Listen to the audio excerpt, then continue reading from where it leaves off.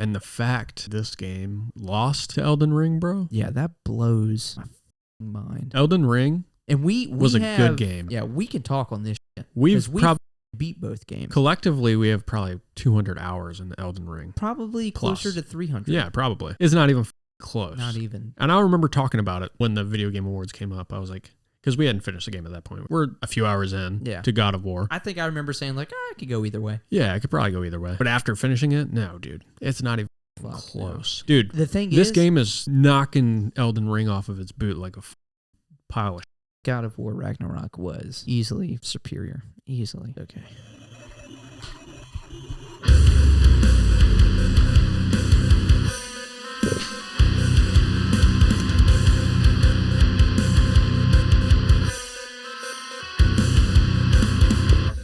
Howdy, howdy. Welcome back to the Hardcore episode. I am your... What? The Hardcore episode? Ah, shit. I'm sorry. Retake. Okay. You can edit that, right? All right, go ahead. Oh, are we just going to start from the beginning, or? No, just go. Okay. Sorry, there's a... I'm a little nervous. But, howdy, howdy. Welcome back to the Hardcore Podcast. This is episode 20. I'm your host, Christopher Norwood. And I'm your host, Robert Melton. Like I said, I don't know about you, buddy, but I'm feeling a little nervous about this one. I am too. Can't believe we're going to be talking about Oh, God. Oh, it's man. a hot topic. I'm going to have to edit that out. Well, you have to. I will, just for the sake of doing that, but yeah. I'll put it more, how can I say this? Close hangers in vaginas that lead to death of a fetus. That sounded much worse. Oh. But today, we are talking about God of War Ragnarok. Indeed. And since this is a big game, there's a lot to go over. We're just going to get right into it. Oh, yeah. Fair? Fair. Okay. So, I thought I'd start us off with a very, general synopsis I came up with for this game. Okay. Because, again, there's a lot that goes on. Massive game. It's hard to sum it up, but I think I did a pretty good job. Cool. Let's hear it. So, in short, God of War Ragnarok is a story about defining your own fate and being true to who you are, so growth and being better can follow. It is a story of a tug and war between the safety of themselves and the safety of the realm, leading to the inevitability of Ragnarok and Odin needing to be silenced. The path is filled with heartbreak and love, with new friends and rekindling of old ones, but progress cannot be made by holding on.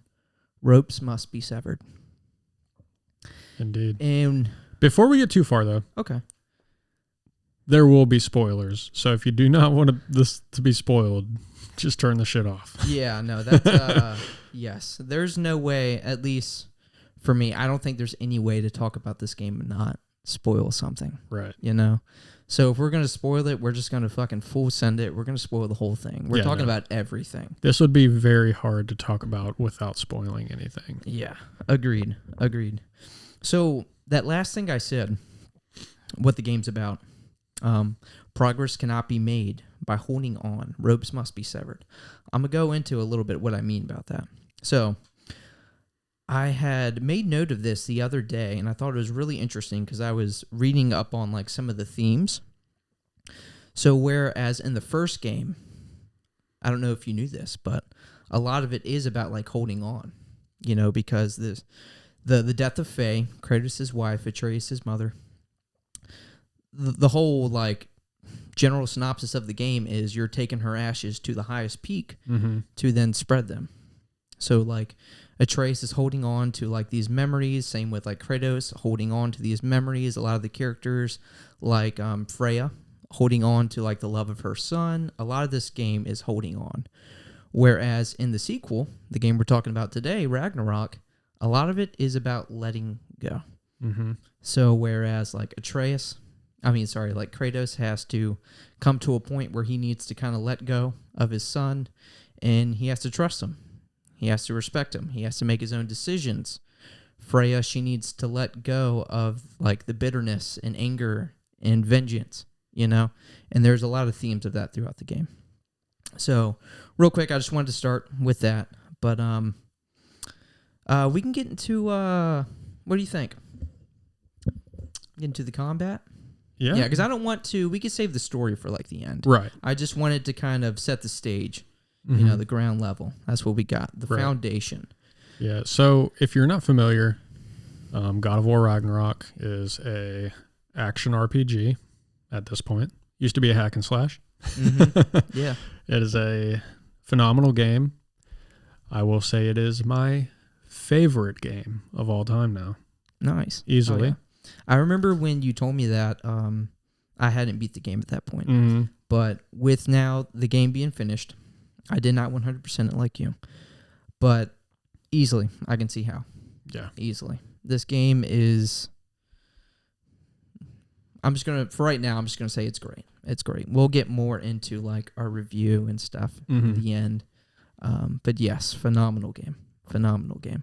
Yeah. So I have 62 hours played in this game, and that's the amount of time it took me to 100% it. And I believe you said you had 30. Yeah, pretty much at like the half of that. Yeah, which is pretty crazy. Yeah, I definitely took my time.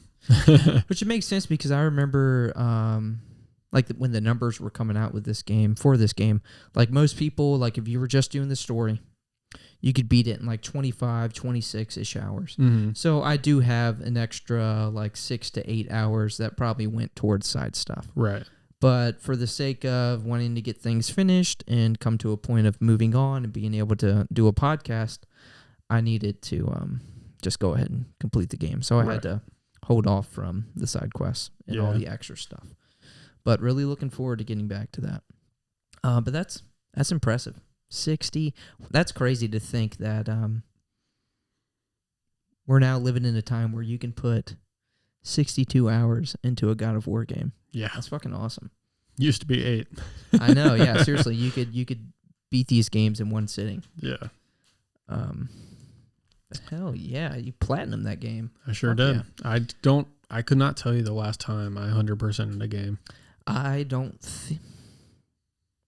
know if I ever have. So I know I don't know if I ever have. Maybe Oblivion? You nearly did it in Arceus, but there was still some like tasks that you could have done. Well, yeah, with the update, there was like a few new things that were thrown. Yeah. Oblivion.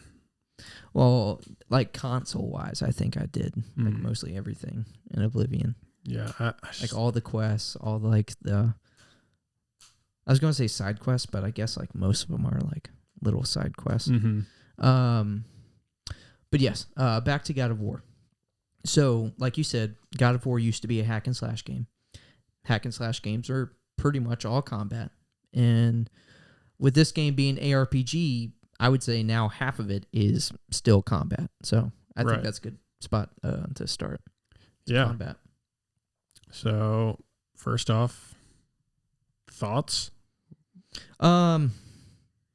It's okay. No, I'm just kidding. Like you went from, obviously you played 2018 God of War. Yeah. Did you see any like significant changes to this game in terms of combat?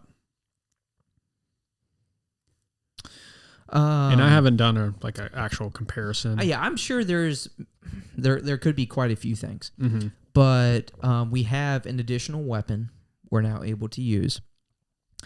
And I even made note of this, where in the first game, I was a Leviathan axe at all times guy. Mm-hmm. That's all I like to use. I thought the Blades of Chaos were okay. Like they were good for like you needed some range. You get them so late in the first game that you just...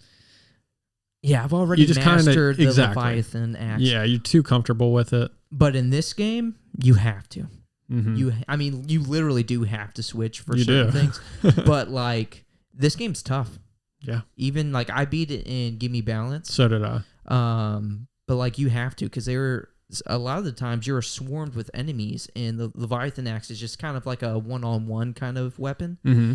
But sometimes you need those chains to like be able to hit 5 people at once because you just got to take them out. Or sometimes you're fighting the Aesir, which have the Bifrost on them. So you have to use the flames of the Blades of Chaos to clear that out. Or you're fighting Hellwalkers. Yeah, no, that is true. But I don't know, something about this game made me like enjoy the Blades of Chaos more. Oh, I mean, I just think, I don't know, maybe they messed with it or something. They may have. No clue.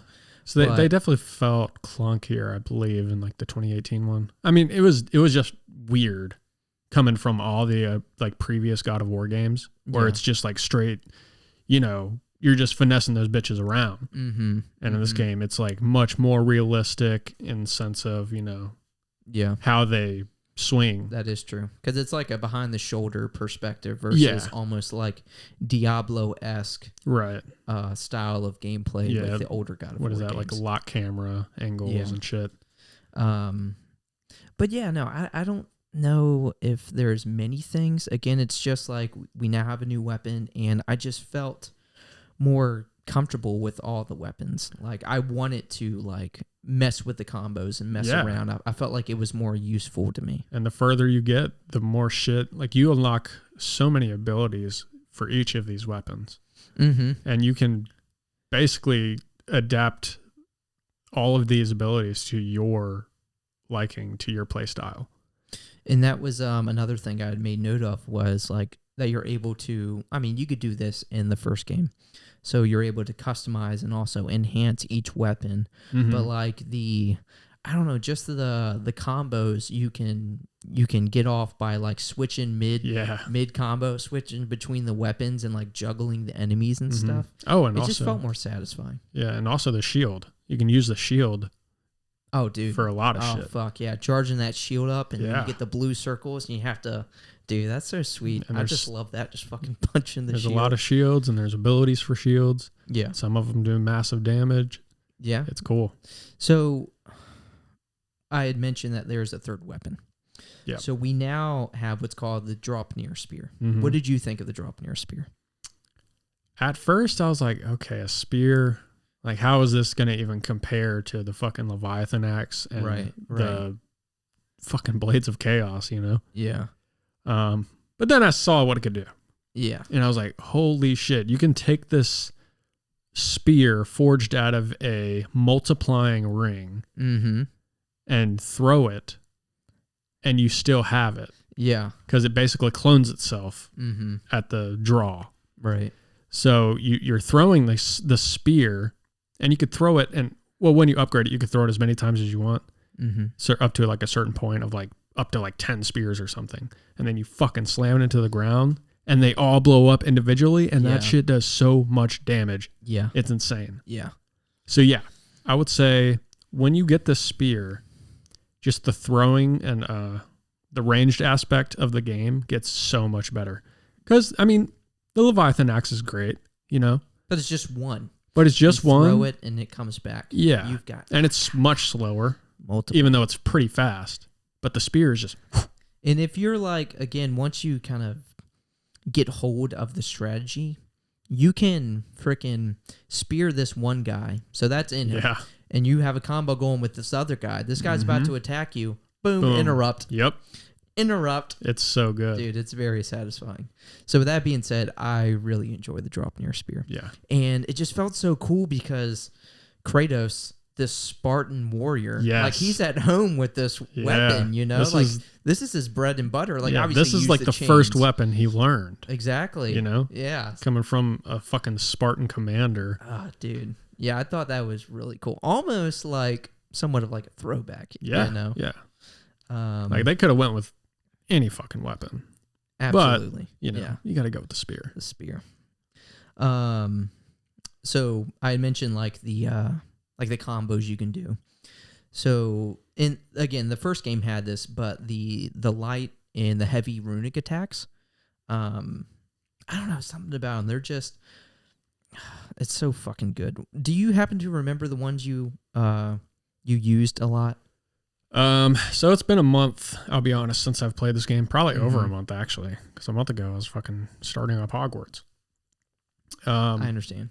So it's been a while, but I'm trying to think. Even if you can just like explain it, like their names are kind of hard hard for the Leviathan remember. axe, the Winds of Fimbulwinter or something like that. Yeah, obviously, you just fucking slam the axe into the ground and you push on it, and it just blows a fucking shockwave at the enemy. Yeah, it's like a shockwave of just like ice and frost that like pushes the enemy. And dude, just the way you can, the combos you can do with some of these moves, because you can then do that, and that like stuns the enemies, and then you can go to your Draupnir spear, use Artillery of the Ancients, where you're just like aiming this spear and it just rains down like tens and tens of, maybe even hundreds of just spears upon your enemies. So just like, and that's just like one example of like a way you can combo those things.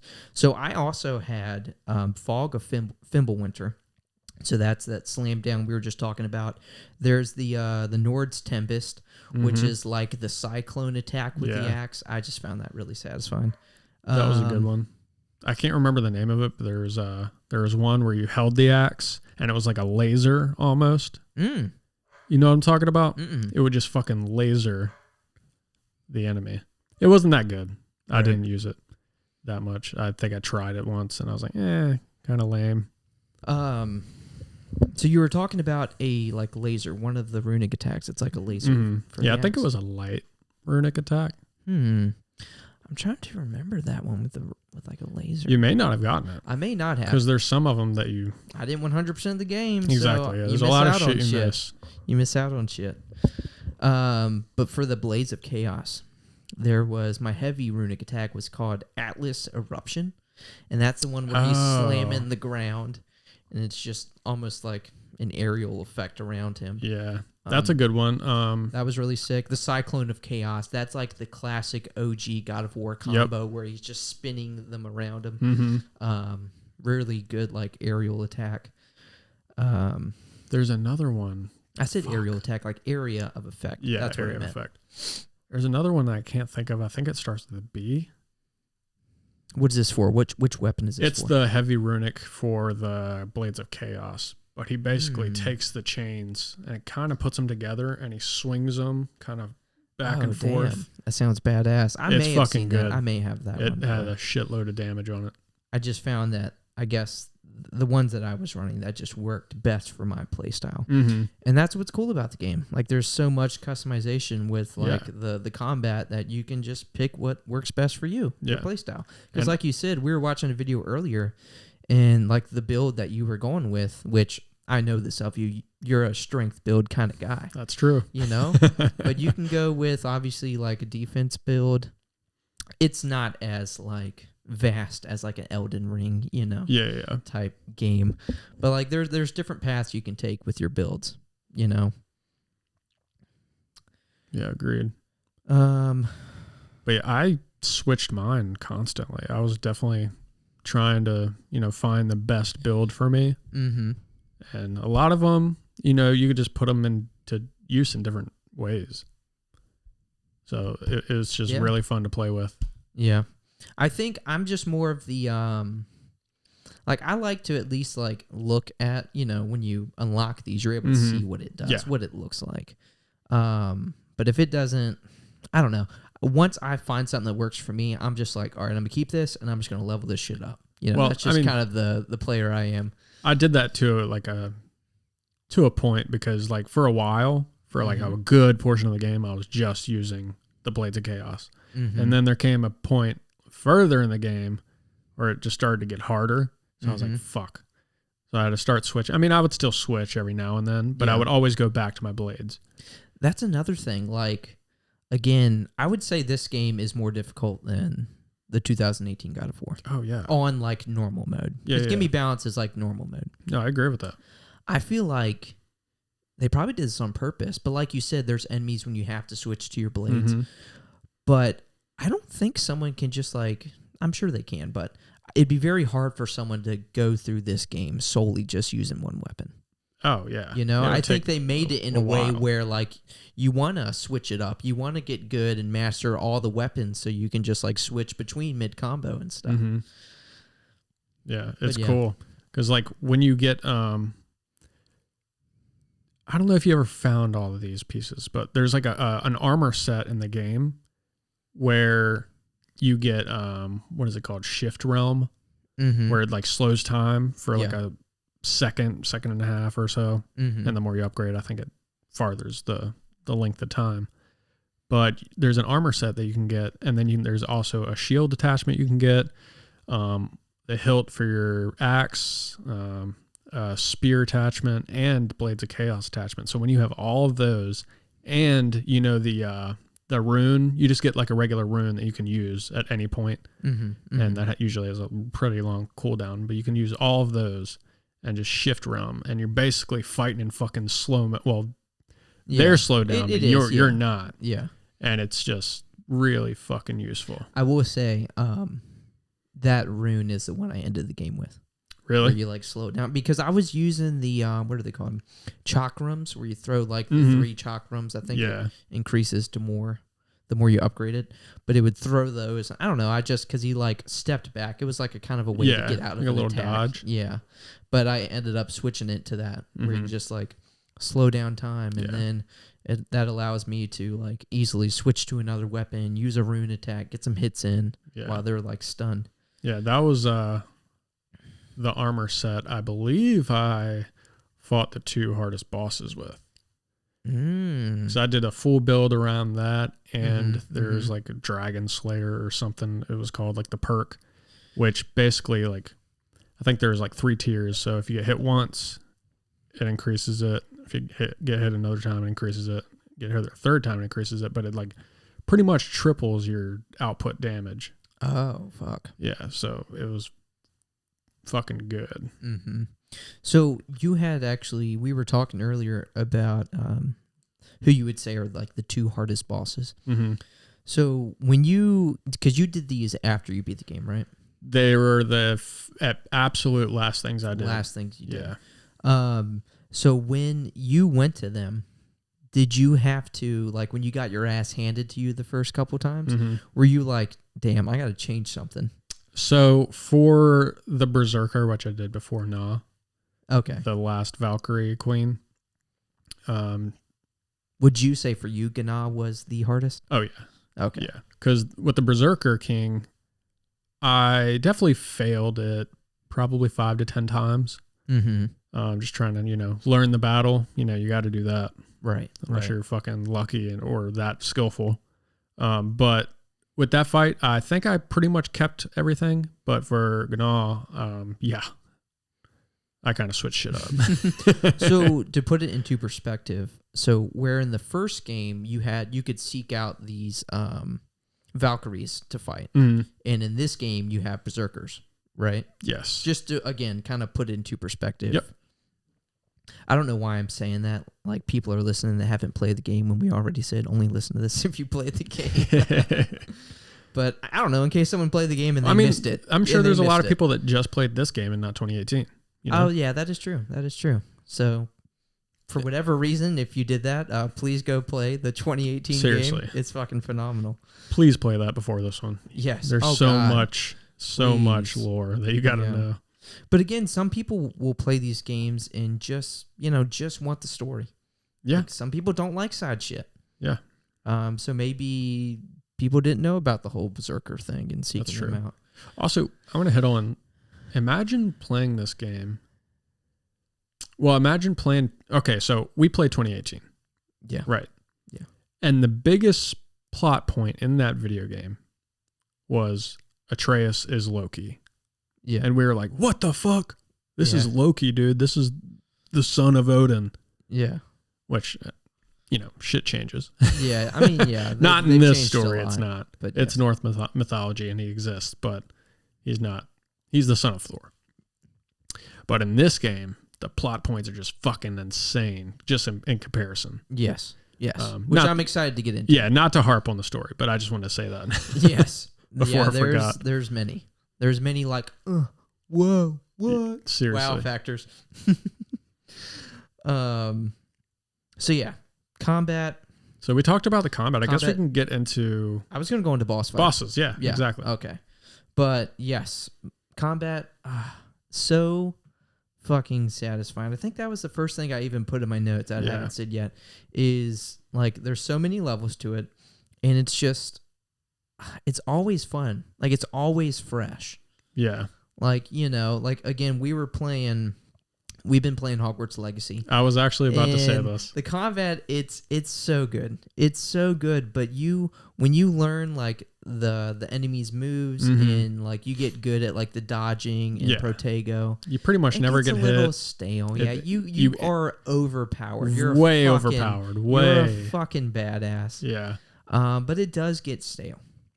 This game will It's forever kick my ass. It will punish you if you fuck up. Forever kick my ass. Imagine fighting Gná, hardest difficulty. Dude, I can't. I would like to see that YouTube video. Take no damage. Yeah.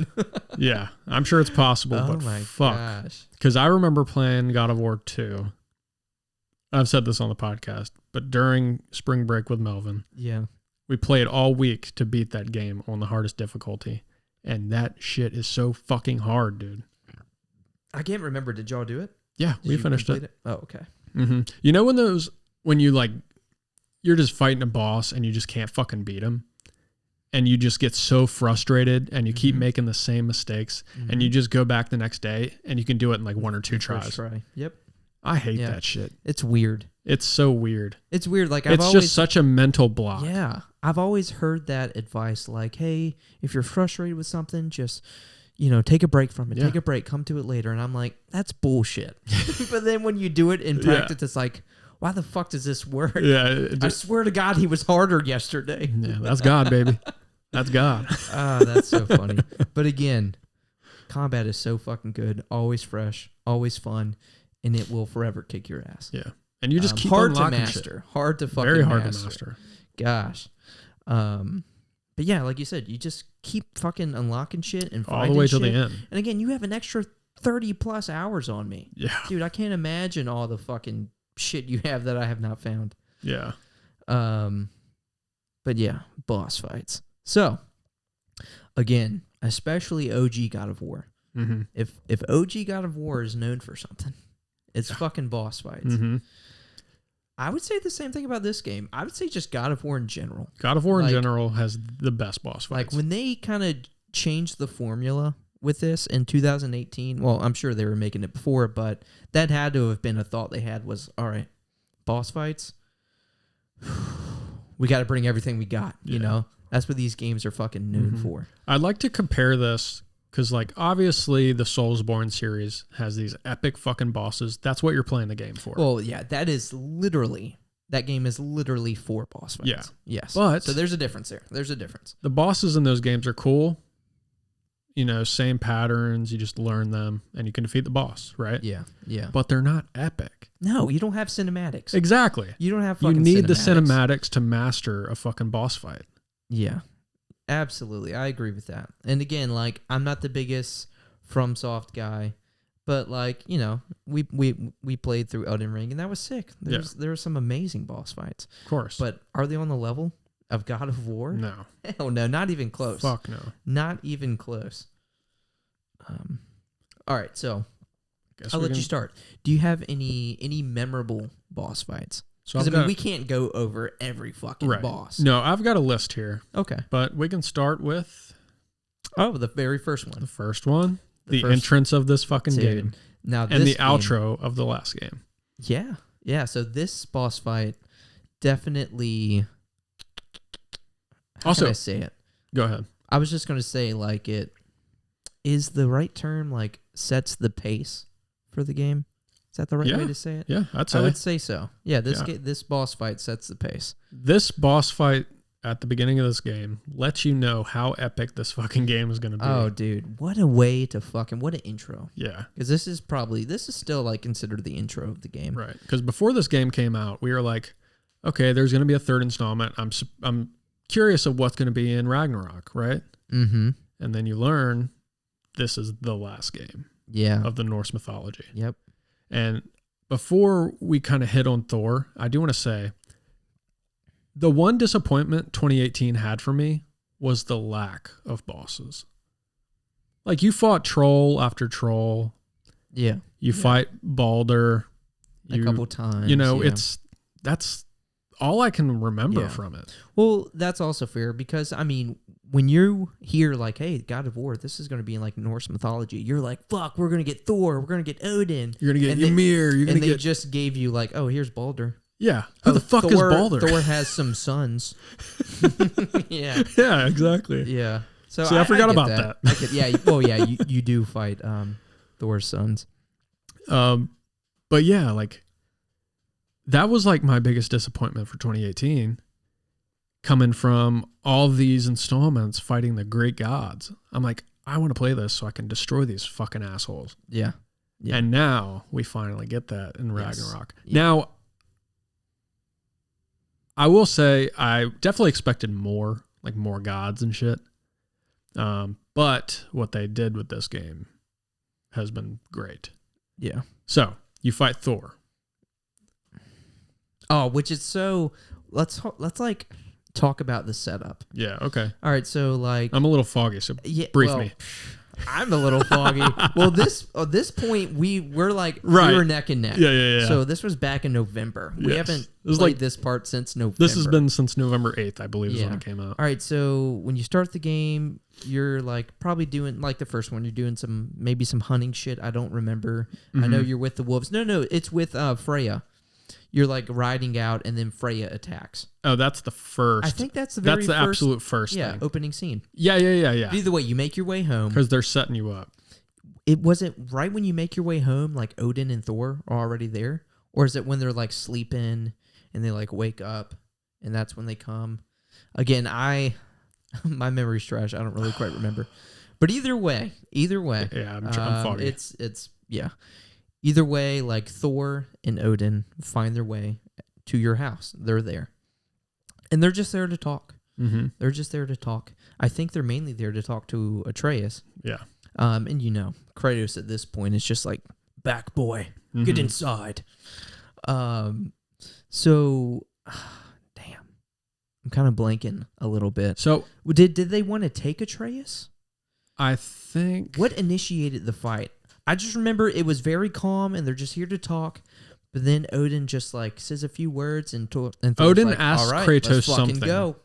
He says something along the lines, I believe, of like, don't spill any more blood, and something to do with Atreus, and he's like wanting Atreus' help with something. So don't spill any more blood. Because he killed... What is it, Maddie and Modi or something? Yeah, some like shit like that. And I think that's when Kratos is just like, no.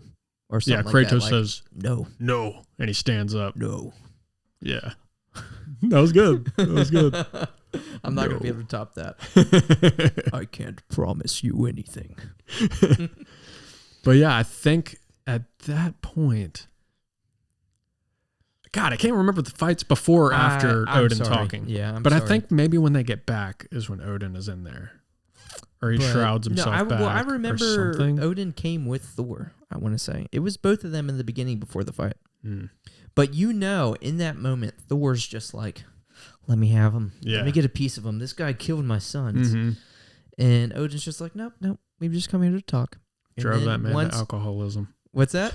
So we drove that man to alcoholism. And then, once you know, Odin heard what he needed to, he was like, all right, you can have your fun. And then Thor just fucking unleashes it, throws Dude, seriously. Oh, yeah, because it goes through the house. Yes, he just fucking throws his hammer up. And Kratos is just fucking pushing it back the whole time. And this is Mjolnir. This is... Only Thor can command this hammer. Dude. I will say real quick, we're going to get back to it, but there was a few times where I thought Kratos was going to pull some Captain America shit. Dude, I did too. He tried. He tried. Grasp on it a little bit. Yeah, he tried. Dude. It gives me fucking chills just thinking about it. Holy fuck. I was giddy, man. I know. I was so stoked on that scene that I had to show Ashley. Dude, no, I get it. I completely get it. But, so, what's it? Mjolnir. And that lands to where, you know, Kratos and Thor like officially have their first battle. Mm-hmm. And, they're battling for a while. There's a few, like, cinematics because, Thor's just wanting to, like, get a taste. Like, you killed my sons. Like, I've heard about you. Show me this power. Show me the god of war. That's what I've come to see. Dude, that's actually really good impression because that's kind of how Thor was. Yeah. I mean, yeah. He was super smart ass. Yeah. So I guess Kratos just wasn't like, I don't know why he'd be pulling his punches, but he just wasn't showing all his rage, the god of war that Thor had heard about. Yeah. That killed his sons. So I think Thor starts talking about Atreus a little bit, like taking him or whatever it is.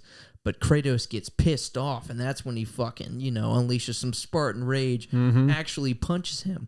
And that's when Thor's like, okay, that's what I'm talking about. Beforehand, though, we're going to get to it. Okay. So that's how it ends. Oh, no, not that. I was going to say, when he punches him, his tooth comes out. Oh, it does? Yeah. And when his tooth comes out, he, like, picks it up, and he throws it on the ground. After the battle, the tooth is still there, if you look at the ground. On the ground? Yep. Are you serious? Yeah. And if you come back there, at any other point in the game, it's still there. What? Isn't that fucking awesome? Dude. That attention to detail is insane. Oh my gosh. Little That Easter egg just for you. Blows my fucking mind. Yeah. I will say that's going to be probably a reoccurring theme of this episode is the fucking attention to detail. Yeah. Dude. We'll get into it. So I think that punch, that's kind of like what ends the fight, right? Mm-hmm. It was, I think so. No. Wait, was it? Oh, you're missing a key point here. Well, before that, they're kind of fighting, and again, this is when like Thor feels Kratos you're isn't right. showing him all his power. I think you're right. So Thor's beating his ass. Yeah. I mean, like you're playing as Kratos, you're beating ass, but like Thor's kind of manhandling him. Mm-hmm. And there's a point where you think that you like kind of lose, because when you die, it goes to like a load-in screen and stuff. And it was really cool for them to fucking put this in here. Yeah, because he beats your ass, and it goes into the load-in screen, and it's kind of there for a second.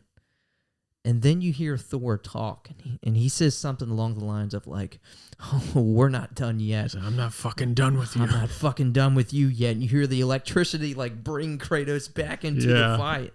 He literally fucking just jolts you with Mjolnir. Dude, I remember after that I had to like pause the game because I was like, "What the fuck?" This is, and I have a section dedicated to this, but the fucking writing. Yeah. The fucking cinematography and just like, again, like the cinematics of the fights and stuff. Like this is, I'd never seen anything like this, man. No. This is fucking like groundbreaking, dude. Yeah. Like this is, dude. Yeah. I'm just like kind of speechless just thinking back on I know, because like this is a game, like I love when a game, like I don't think this is basic, like actually fourth wall breaking, but that's essentially breaking the fourth wall because you're like, what the fuck? Like they're bringing this into like the real life, putting you on the fucking pause screen. Like actually, you're still here. That is true. Yeah. I didn't think about it like that, but dude, like that is writing. And I just hope everyone that's played this game has appreciated that part. Just that small little moment because that is fucking awesome. So and early. It's so small too. Yeah. But God, was that sick. It's so memorable. This fight, that's why I'm saying this fight sets the pace for the game. Yeah. Like we started with that, like you knew, like, oh man, I'm getting into something good here. Mm-hmm. Oh, God. All right, so I know I kind of jumped around that fight a little bit. But again, if you're listening to this, hopefully you've already played it. It's fucking epic. It's fucking awesome. And I would say most, if not all, of the boss fights are on like this level. So what would you think is another really memorable fight for you? Okay, so do you remember, I think you're going off, I think it's just Kratos, kind of towards the beginning of the game. You're going off and you come across a bear. Oh, yeah. And you have to fight this big-ass fucking bear. Mm-hmm. and you're basically beating this shit to death, and it's beating you to death, and you're about to kill it, and it transforms, and it's fucking Atreus. Yeah, You remember that? I forgot about that, but yes, now that you say that, dude, that shit blew my mind. I was like, holy fuck. Yeah. Was that the first time we like find out that he can transform? No, I think maybe. I want to say he had transformed into a wolf before that, maybe. Actually, no, you might be right. That might be the first It time. may have been the first time. Yeah. I know he does obviously he transforms into that's like his like Spartan Rage equivalent at one point. But I was mind blown. I did not expect that either. Yeah, that was I totally forgot about that one. I don't know why. That's probably why I didn't write that one in my notes. But yeah, that was a really cool moment. Mm-hmm. You're like, what the fuck? Again, one of those what? Yeah. So I had obviously the first fight with Thor. All right, I mentioned this earlier before we started filming. So I didn't know what they were called at first. I thought they were just like little alligator creatures, but we later found out they're called Drekkies. Mm-hmm. Is that right? So again, this kind of goes in with the writing too. There was, and again, you fight them at a few different points throughout the game, but this point just hit me different. There was just something so like, I don't know. It startled I don't know. But it just stuck with me. So, you're in the ship, your little boat for a lot of this game, just traveling around. And I want to say at this point, I can't remember if you're with Atreus or Freya, but you just completed some shit and you're going just to push this boat back in the water and I'm blanking on words. But mid like cutscene, you throw this boat in the water. This Drekkie just comes and just fucking bites you right out of it and just spits you onto the ground, and boom, you're thrown right into the boss fight. And again, you fight these Drekkies throughout the game a few times, but I was like, holy fuck, like what a transition. Yeah. Like, dude, that was so fucking cool. Yeah. No, that was actually and I think at that point really you're cool. fighting two of them because you fight one by itself. I think that's the first time you encounter one, and then you fight two a few times. But I was like, holy fuck. Yeah, if you're doing the side shit, you fight those a lot. Oh, do you? Mm-hmm. I may have, I may have ventured off, and because that was early on. I probably ventured off and was doing some side shit. Yeah. Is it that same cutscene a lot of the times when you're No, I don't think so. Oh, okay. Because I only had it happen to me once. I didn't know if that I was don't remember it happening another time. Continuously happens. That is possible. So that was very memorable for me. Obviously, and this is me skipping ahead, so let me know if there's something you want to hit. Mm-hmm. But I was going to say the second Thor fight. Like the last Thor fight? Yeah. Is there a boss you wanted to get to before that? Yeah. Because we were talking about those Valkyries at one point, because that's before this fight. Yeah, that's before that fight. I wanted to hit on Needhog, I believe is what it was. Oh, yeah. You remember? Because that's when you're... That's the realm with Freya. Tree. Yeah, the roots. You're severing the roots of this tree because you're trying to break this like spell on Freya that's keeping her that in Odin's Midgard. cursed her with. Yeah. Yeah, so fucking Odin just unleashes the Needhog of the life tree or whatever the fuck I think it was like, yeah, he had it guarding the roots. Yes. Just so someone just couldn't easily go and sever it. Like he had to obviously fight this creature first. Yeah. But that fight was cool. That thing just comes out of a fucking like a rift. Yeah, a rift. And it was just honestly, it was a fun fight in my opinion. And he's like kind of going around the map, right? Yeah. Coming out at certain areas. Yeah. Yeah, I remember that being really, really cool. And the way they just fucking kill it. Walk me through. How did they kill it? Well, I don't know exactly, but it basically gets severed. Like they just fucking cut it out of the fucking the rift. Oh shit! Is it like cut his head off? Yeah, or like part of his body, Damn. but probably the head. I know I sound like someone who didn't play this part, but I just seriously don't remember. Yeah. Like I remember fighting him, but I just don't remember how exactly you killed him. Well, you've played this whole game in a span of 5 months. Yeah, that is true. That is true. So with that being said, real quick, because I feel like this is a good segue. We were talking earlier on it, but I remember when God of War 2018 came out, I feel like it was very shortly after there was like an update for New Game Plus. Mm-hmm. So again, you 100% beat this game. Yeah. I was looking at the trophies I got when I was cutting my PS5 off earlier. Like I guess you could say 37%. Like that's the percent I have of all the trophies I've gotten. I am really looking forward to when they hopefully add the update for that New Game Plus, because I'm looking forward to playing this game all over already. I know, dude. Literally just beat it. But like you said, I played it over a span of 5 months. But I'm ready to like dig in and like just really just beat everything.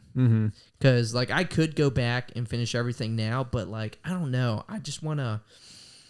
I want to have a good month just to get through everything, not 5 months. Because obviously, like you hear me now, I'm forgetting shit. Yeah, it's easy to forget stuff. I don't want to do that. I want to be just fresh with it all.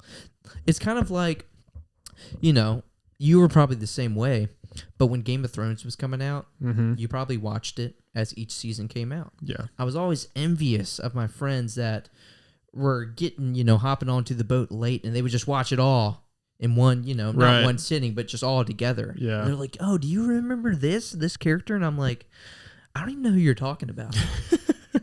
Yeah. Like I'm just so envious of that, and I want that with this game because I feel like that's how it deserves to be played. We just had so much coming out. We had Pokemon, we had Hogwarts Legacy, and it was just it's hard to balance these good ass games. Yeah, and it sucks because it's not like I'm saying, oh yeah, God of War out of all those games should have been thrown to the side. If I knew that it was going to be fucking this good with beating the game, I probably would have never stopped. Right. So, with that being said, I'm super fucking pumped for this New Game Plus. Yeah. I'm just really hoping it comes out because I'm ready to play this game again. And another thing is, I don't know about you, but like when I see a really good movie, I enjoy it more the second time. Mm-hmm. Does that make sense? Yeah, absolutely. Do you feel similarly on that? Yeah, I mean, yeah, if it's a good movie, like Midsummer, for instance. Yeah. There's so many things in Midsummer. Mm-hmm. If you were to go back and watch it a second time, you'd be like, wow, that's so cool. That's a good example. And something like Inception. Yes. Oh, yeah. Like that movie gets better the more times you watch it. Yeah. Shutter Island. Have you seen Shutter Island? We watched it together once. Oh, yeah. So whenever we watched it all. A movie like that. So like... But like I didn't know what happened in it because that was my first time watching it. But for you were just picking up on all these things that happen. And you're like, oh, yeah. And I feel like for those same reasons, like I played the game, like I know the story, but now I get to play it in a smaller span, and now I can enjoy and do everything since I'm not just like so focused and just wanting to do this main story. Like I know how it ends now. Yeah. So I can have my fun with the side stuff. Mm-hmm. So, sorry, I know kind of a big rant, but New Game Plus, where you at? I'm looking for it. Where you at? I'm looking for it. Dude, seriously. I mean, that's the sole reason why 100% of this, because I did not want it to end. Yeah. I was like, this game is so fucking good, dude. Dude. So good. Ah, man. It is. It really is. God, it is. So, again, before this second Thor fight, was there any other bosses you want to touch on? Garm. I actually watched Garm, you that's through right. some of the Garm fight. Yeah. I thought that was so cool. That was really cool. I feel like it didn't hit me as hard as it hit you. Because, like, it was sick. But I don't know. Just hearing you talk about it, I think that it was, like, more enjoyable. Well, I feel like I have, like, I'm more knowledgeable in, like, Norse mythology than you. Maybe by a bit. Probably, yeah. Just because I know that Fenrir in Norse mythology is actually the son of Loki. And so is... Didn't know. Yeah, so is... not in this game. Not in this game. So is Jormungandr, straight. the serpent snake. That's son of Loki as well. Yeah, they definitely. This is their take on it for sure. But we got to talk about Garm because that sets up some of the story. You find Garm. He's this beast that gets locked away in one of these realms. I don't know the fucking name of the realms.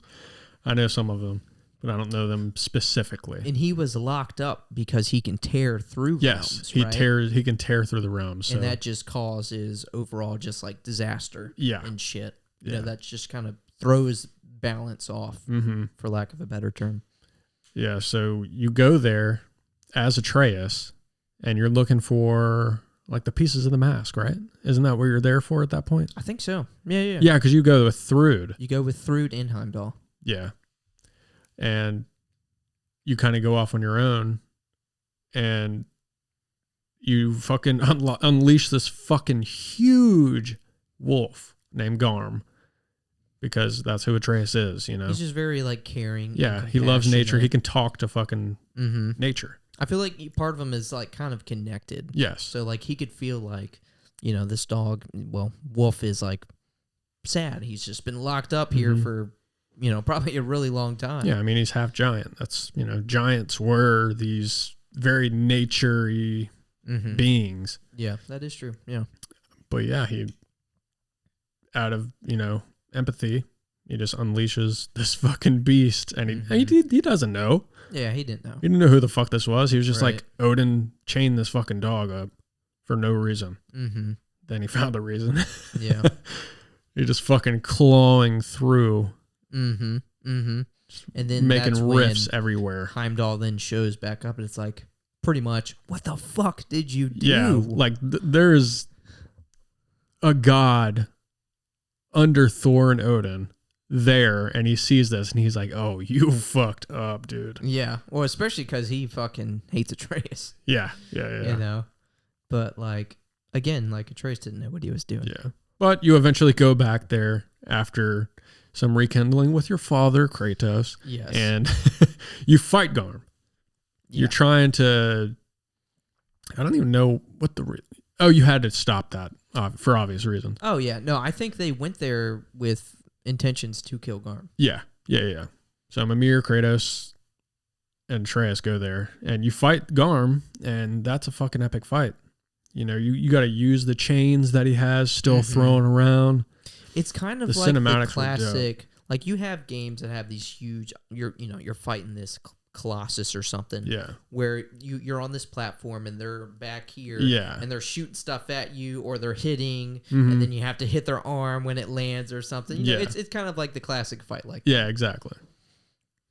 But there's like points where you can like use the drop near spear, hit the fucking chains, blow it up, shit like that. Yeah. It's just really fun. And then the way you kill it, he has a chain around his neck. You fucking just throw it over like the mountain, and you pull down on it, and you get fucking Atreus to like unbuckle or do something with like something, I don't know. And then it basically fucking strangles him. Yeah. And breaks his neck. And that's how you kill Garm. And then Atreus, he's like, I can't do this.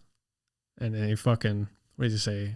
Velti or whatever. He has on a whim. He's like trying something out. Because he doesn't know this is going to work. Yeah, exactly. So he has Fenrir's soul in this orb. And he just, tries it. Sure enough, fucking summons Fenrir in Garm's body. And I was reading something earlier. I don't know how true it is, but did Garm not have a soul? Like, was Garm soulless?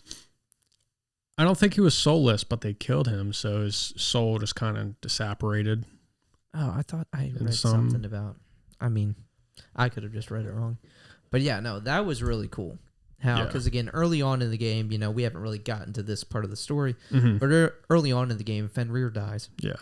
And it almost seemed like subconscious, like Atreus didn't even realize what he was doing. But he just like did some like spell or something that kind of took Fenrir's Well, I think Freya soul. taught that to him earlier.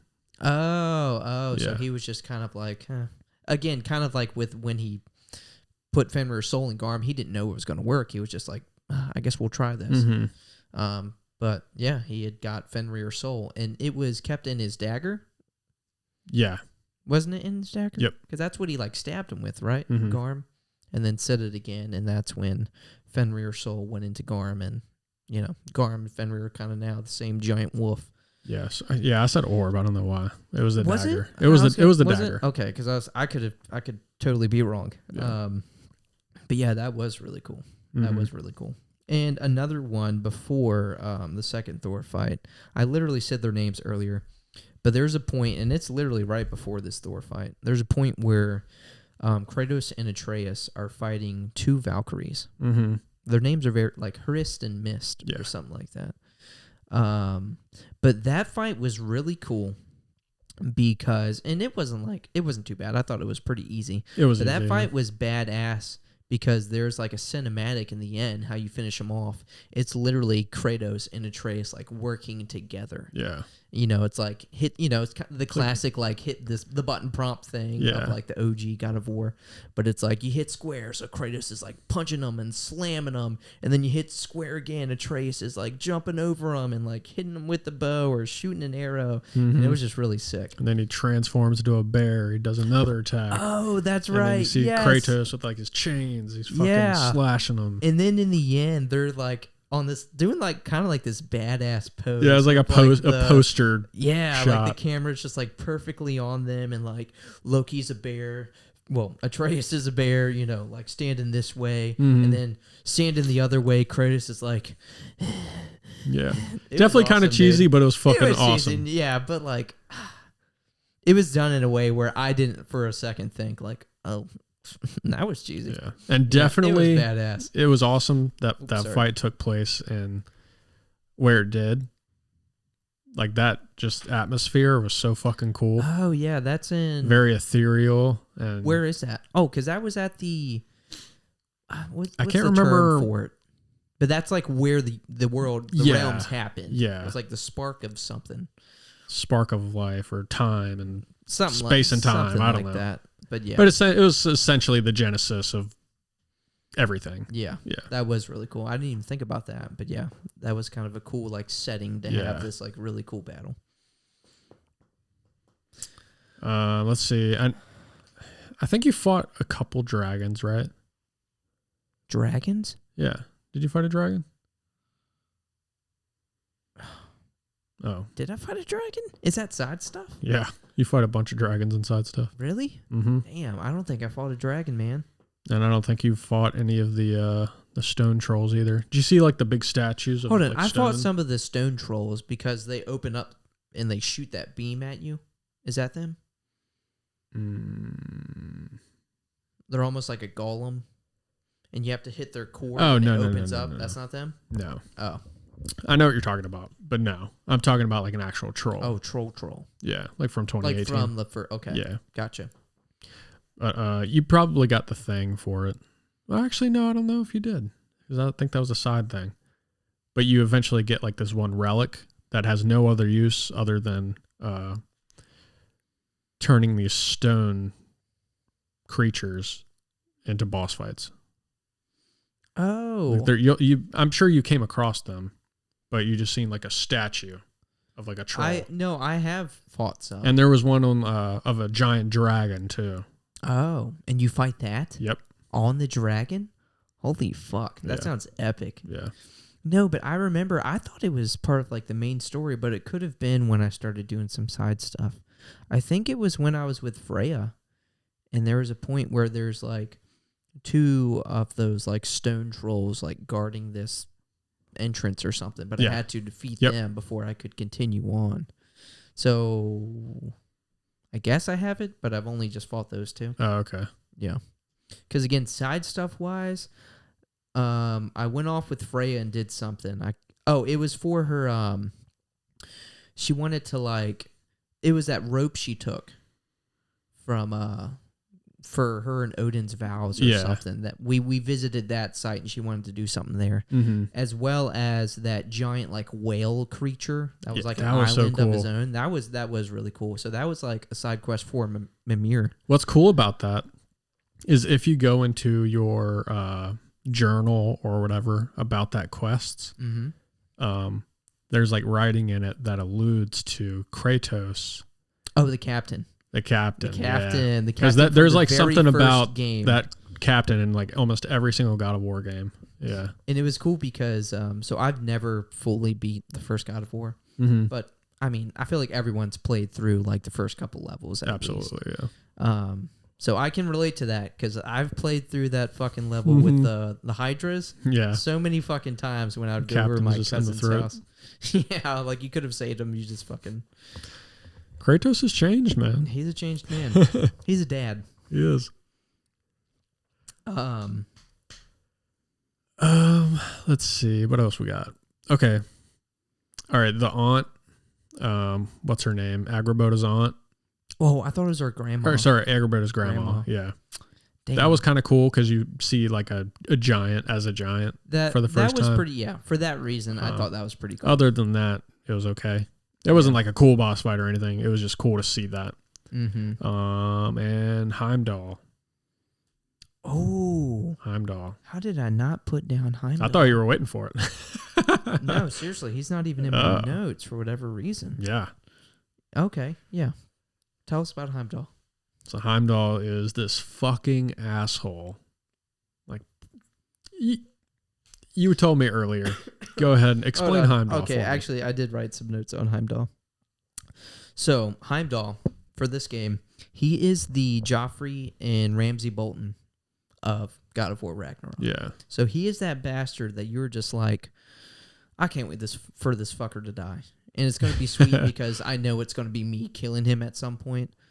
But yeah, I literally wrote down, I was counting down the minutes till I was able to kill this little shit. Yeah. Because like it sucks, but since he has foresight, every time you try to fight him, he's a badass. Yeah. He's just like, he's dodging everything you throw at him. He knows everything you're going to do. So it's like, you little shit. Yeah, and this is fucking wait. This is the reason you have Draupnir made, is to kill Heimdall. Yes, because this is the only thing that could hit him. Because it'll apparently like overwhelm his senses of foresight. So that's the only thing that can really do some damage to him. Yeah, because you fight Heimdall at one point when you first get to Asgard as Atreus. Oh yeah, yeah, and he's just beating the shit out of you. Yep. You can't land a hit on him. Yeah, no. He just dodges everything and then will eventually do a combo on him. And again, it's like, you fucking wait, dude. It's coming. It's going to fucking come. Those moments, though, do make it that much better. Yeah. Like, of course. Obviously, with I compared them to Joffrey and Ramsay Bolton, but like, we fucking hated these characters, but we loved how fucking much we hated them because we knew their deaths were inevitable, and when it came, it was going to make it that much better. Exactly. And it did. God did it. Dude. So, I don't really remember too much about that fight. Did you want to talk on the fight? I mean, the fight itself was okay. It was like a two-wave fight. The cinematics were great. Yeah, the cinematics were sweet. But, and again, going back to Game of Thrones, like the last moment, it just made me think of that Jon Snow. Douche, douche, douche. Because fucking Kratos is just, and again, throughout these games, you know, Kratos, he doesn't want any of this, you know? Like, he has all this anger that he's kind of learned to control, but, like, he just wants to live a quiet life. Like, he doesn't want literally, any of he this. lives in the fucking middle of the woods. Yes, he doesn't want any of this, but, like, these gods and these people, they just keep getting at him, bringing this out of him, and he was starting to slip a little bit with this fight. Yeah. He was fucking slamming his head in the ground, and I was like, dude, this is fucking awesome. And then that's when Mimir comes and it's like, whoa, brother, what have you done, you know? Yeah. But yeah, that was actually a 3-part fight. That was a 3-part fight? Yeah, because he's on his beast or whatever. Oh, that's right. That's right. So you kill the beast, you knock him off. Yes. Then you fight him, and he's being a little shit going fast. You eventually hit him, you fucking stick him to the wall with Draupnir. Yep. And his fucking arm's gone. And he's just talking shit, man. He was going to spare him. And Kratos was going to spare him until he said some shit about Atreus. He said, if you spare me, pretty much, I'm going to kill Atreus. Yeah. And then he fucking... What triggered Heimdall?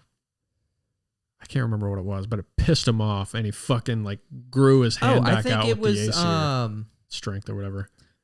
What was it, like, looking at him, like, with like eyes of pity or something, like just the way that like oh yeah Kratos was looking upon him. Yeah, Yeah. Maybe He's basically that was it. like, he has a lot of pride. Yeah. Heimdall is the cockiest motherfucker out there. Yeah. Which, I mean, like, no one's really been able to step up to him. He has foresight. Like, no one can land a hit on him. Mm-hmm. So, like, yeah, this was like a completely new feeling for him. Like, don't fucking look at me with those eyes. You know? And then Heimdall bit off more than he could chew. And Kratos lost his temper. He did. And he But we love it. beat him to death. And nobody wanted, like, Freya, Atreus, Mimir, nobody wanted Heimdall to die. Not even Kratos did. Yeah. He was just like, he's in my way. I have to get him out of my way, and then we can proceed. Because that was when they were on the mission. Yeah. Yeah. And Heimdall paid the price. He threatened his Paid son. the iron price. Yeah. The iron price. I like that. The iron price. We're still on boss fights. We are. Damn. We could just skip Odin until we get to like the end. Okay. I'll be real quick. I just wanted to make note of the second Thor fight. Just as epic as the first. Yeah. So at this point, like, Odin's really gotten into Thor's head. Mm-hmm. Correct? He's like, hey, you know, pretty much this guy is the reason for all of the bad that's been happening in our lives. And Thor's just hell-bent on, like, it's you. Yeah. I'm going to kill you. So you beat him. And then in the end, that was a really cool speech, by the way, where he's like, because he's finally sparing him. He like stabs they're on the ground, and he stabs Thor's hand with the dagger. Yeah. And he's like, you know, the whole cliche, like, finish me. He's like, no, we must be better. Mm-hmm. You know, for our, like, loved ones or for our something, sons and daughters. And, like, he kind of convinces Thor. He convinced him. He was like, you know what? You were right. Yeah. Sif and Thrud were right. Yeah. Like, I've been under this veil this whole time from you talking to Odin, because Odin comes. Yes. So, yeah, Odin shows up. He's like, what are you doing? Why aren't you fighting? When I tell you to fight, you fucking fight. You do what I say. That's a good Odin impression. Hey. Also, I want to say real quick, at first when I seen Odin, I was like, this is not fucking Odin. I think this is lame Odin. I think a lot of people, and let me see what I wrote about But Odin. he is a fucking great actor, man. Yes. All right, so Odin, the Allfather, seems to not be such a bad guy, but he is truly the master of deception and truly selfish. Pretty cool take on Odin. Yeah, that's what I wrote about absolutely. him. So I remember feeling the same way, because I think the last time I've seen, like, Odin depicted a certain way was when I was playing through that Assassin's Creed Valhalla, which is, like, you know, like Norse Assassin's Creed. Mm-hmm. And, you know, Odin is kind of, you know, he's got a decent build to him. He's wearing the cloak, but he's got a decent build to him. And you can easily go that route, especially with God of War. Super like, humble. Fucking huge. Yeah, super humble. God King of the Norse mythology. Yeah. You know, he's the Allfather. Mm-hmm. He's not necessarily a bad dude, but he's just like the ruler, you know? Mm-hmm. He has to do what he has to do to be king. Excuse me. And I guess we can go ahead and talk a little bit on it, but like you said, he's not a bad dude. Like, when you're Atreus and you're, like, visiting Asgard, like, you see the humanity of, like, all these characters. All these characters that we're kind of thinking are bad guys, but, like, Thor and Sif and Thrud, you know, they have their own family issues. Yeah. You know, like, everybody so cool. has their own issues. Yeah. Like, Odin, he has goals and things he wants to do. He wants to, like, better his kingdom and for the people and stuff, but he's also very deceptive and selfish. But, like, you know, again, he just doesn't seem like that bad of a guy. Like, a lot of people there are good people. Again, he's, like, Atreus is friends with Thrud. Mm-hmm. But, yeah, it is really cool how you can, like, listen into conversations. I love that, dude. Yeah. Makes you feel so, like, sneaky and mischievous. There's a point when you're when you come back and Heimdall and Odin are in the basement. I know what point it is. It's when they know you're there. Yeah. Yeah. They're like, go. Yeah. We know you're there. And if you just keep waiting, he's like, he says some shit like, all right, now this is getting weird. Does he really? Yeah. Damn, that's awesome. I didn't know that. It's so funny, yeah. I think I was probably listening till I heard like, go, I know you're there. And I was like, ah. Yeah, I just love little Easter eggs like that. Yeah. That was a really cool part. But yeah, no, I agree with what you said. It's just like. Did you want to finish that Thor take? The Thor take? The fight? Do you want to finish that? So again, you kind of convinced Thor. Odin shows up. Odin's just kind of talking to him like he's a piece of trash. And then you just fucking spear right through him, pretty much. Whatever weapon he has, like a staff or something. But he kills Thor. Yep, Odin kills Thor. After he realizes that, he's like, what's wrong with you? Are you broken? Yeah, yeah. I mean, again, he was talking to him like a piece of garbage. Yeah. That's so shitty. Just kills his fucking son. Literally, Thor, in the moment, like, it was you. These guys were never the problem. It was you. Dead. Mm-hmm. God. Yeah. I know. And then very shortly after, right after, the last boss fight I wanted to talk about was you fighting Odin. Yeah. And I gotta say, I thought the fight with Thor was a little harder. I fucking wrecked. I absolutely wrecked Odin got fucked. I think it was supposed to kind of feel that way just because it was all three of you. Yeah. That is true. That is true. Like the Thor fight, I think it got me once. I think the Thor fight, the second Thor fight, right before the Odin fight, got me once, and I was like, all right, I got you. But Odin, oh my God, not even close. Yeah. I fucking destroyed that man. Yeah. It was a fun fight, though. But again, that was a really fun fight, and just like those, the two Valkyrie fights we were talking about earlier, where it's like you and Atreus going back to back. You now have Kratos, Atreus, Freya going back to back, mid cinematic, mid combo. Dude, it was badass. Yeah. It was super awesome. Anything you want to say on that? I'm trying to remember. Tell us how it ends. Tell us how it ends. Do you remember? Let's keep that a secret. Okay. We're not going to say anything about it. We'll keep it a secret, even though people who are listening, you probably already played. Now, we could just talk about it at the end, during the story. Yeah, that's fair. Because that is overall what happens, the conclusion. Yeah. So, but yeah, I thought it was a really well done fight. Yeah. I would have liked it to be a little harder, but it's okay. I don't know if you want me to say it now. Well, actually, never mind. I forgot we have those questions for the end, so I'll save it for then. Okay. It was like a tiny little flaw, but it was in this moment. So we can just save it for the end, though. Okay. All right. So now that we've done combat weapons and boss fights, what do we got? Let's see. I know we have characters. Yeah, we have characters. I think we've kind of named most of the characters. I mean, we can do them real quick. All right, so we got Kratos, obviously, Atreus. I know. Do we have to? Oh, we haven't even mentioned Sindri or Brock, have we?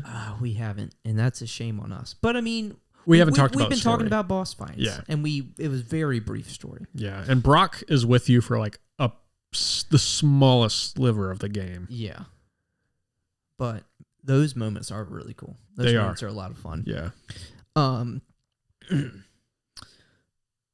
Kratos. So, real quick, I want to say, this has to be my favorite version of Kratos ever. Oh, yeah. And I mean, 100%. I'm not just saying, like, I like the Norse Kratos more than, like, the Greek Kratos. No, I just mean Kratos in this game. Yeah. Like, everything about him. And I wrote, like, he's more respectful of his son. He's more in touch with his emotions. But at the same time, he still knows how to use his anger. Oh, yeah. And be a badass, which is awesome. And I thought this was really good. In this game, we really see Kratos grab the reins of his role as being a father. Yeah. Which is so true. Yeah, that's very true. I feel like that's encapsulates why I love Kratos in this game. Mm-hmm. Yeah, he's very fatherly. It's like in the first game, he was just basically telling him what to do. He wasn't being a father. I mean, like, it was just boy. Yeah. Like, when has he said boy in this game? Yeah. Like, Kratos smiled in this game. It was like a I've seen him smirk. cry. Yeah. I've seen him cry. Yeah. That bitch was crying in the end. Little pussy. Little pussy boy. Bitch made ass. You got soft, bitch. You got fucking soft. I'm just kidding. Oh. But yes, no. This Kratos, definitely my favorite, version of Kratos. Sadly, though, I know there will be people that will be like, Kratos, he's a fucking bitch, dude. Why'd they fucking write that? Why'd they write him like that, man? He's a fucking killer. Like, Willie, he's supposed to be about vengeance. He's a god of war. He's like Willie, the god of war. Have you not played the 2005 classic God of War game? All right, so Atreus, I had wrote down that he's definitely, done some growing up. In this game, he's really established his like core values and morals for the man that he wants to be. Yeah. Which has been aided by his father and mother. Yeah. Yeah. 100%. Because for the most part, it's been like his father just like kind of like, almost like force feeding these are your values, these are your morals. Shut it off. Yeah. But now it's like, like you said, Kratos in the end is like, no, everything I've told you about that, like, no, like, care for these people. Yeah. Yeah. What are you laughing at? You're like, no, Did I say that? Yeah. Sorry, I was trying to like piece together my thought and I couldn't get it. That's okay. No, I totally agree. He literally does a 180. Like, this is a completely different Kratos. Like, it seems like he went to fucking therapy for 10 years. Like, his mindset is just so well done. And it's a very good evolution of that. Yes. That's what I was going to say. Like, it's not like a switch. Yes. I'm glad you said that because I was literally about to say the pacing of it is almost like you can't tell me at any point when it switched. Yeah. It was just so like gradual. Yeah. Yeah. I like really beautifully liked it. Paced. Did you see that in a lot of movies and games? It's like this person's this way and then boop, they just immediately change. No, like it was just so like slowly and it was so awesome. So well written. But with us not talking about Sindri and Brock, we can go ahead and talk about them a little bit. So, anything you want to say? I like them. They were really good characters. They worked on my armor and they improved my weapons. And they kill Heimdall, technically, for giving you the Draupnir spear.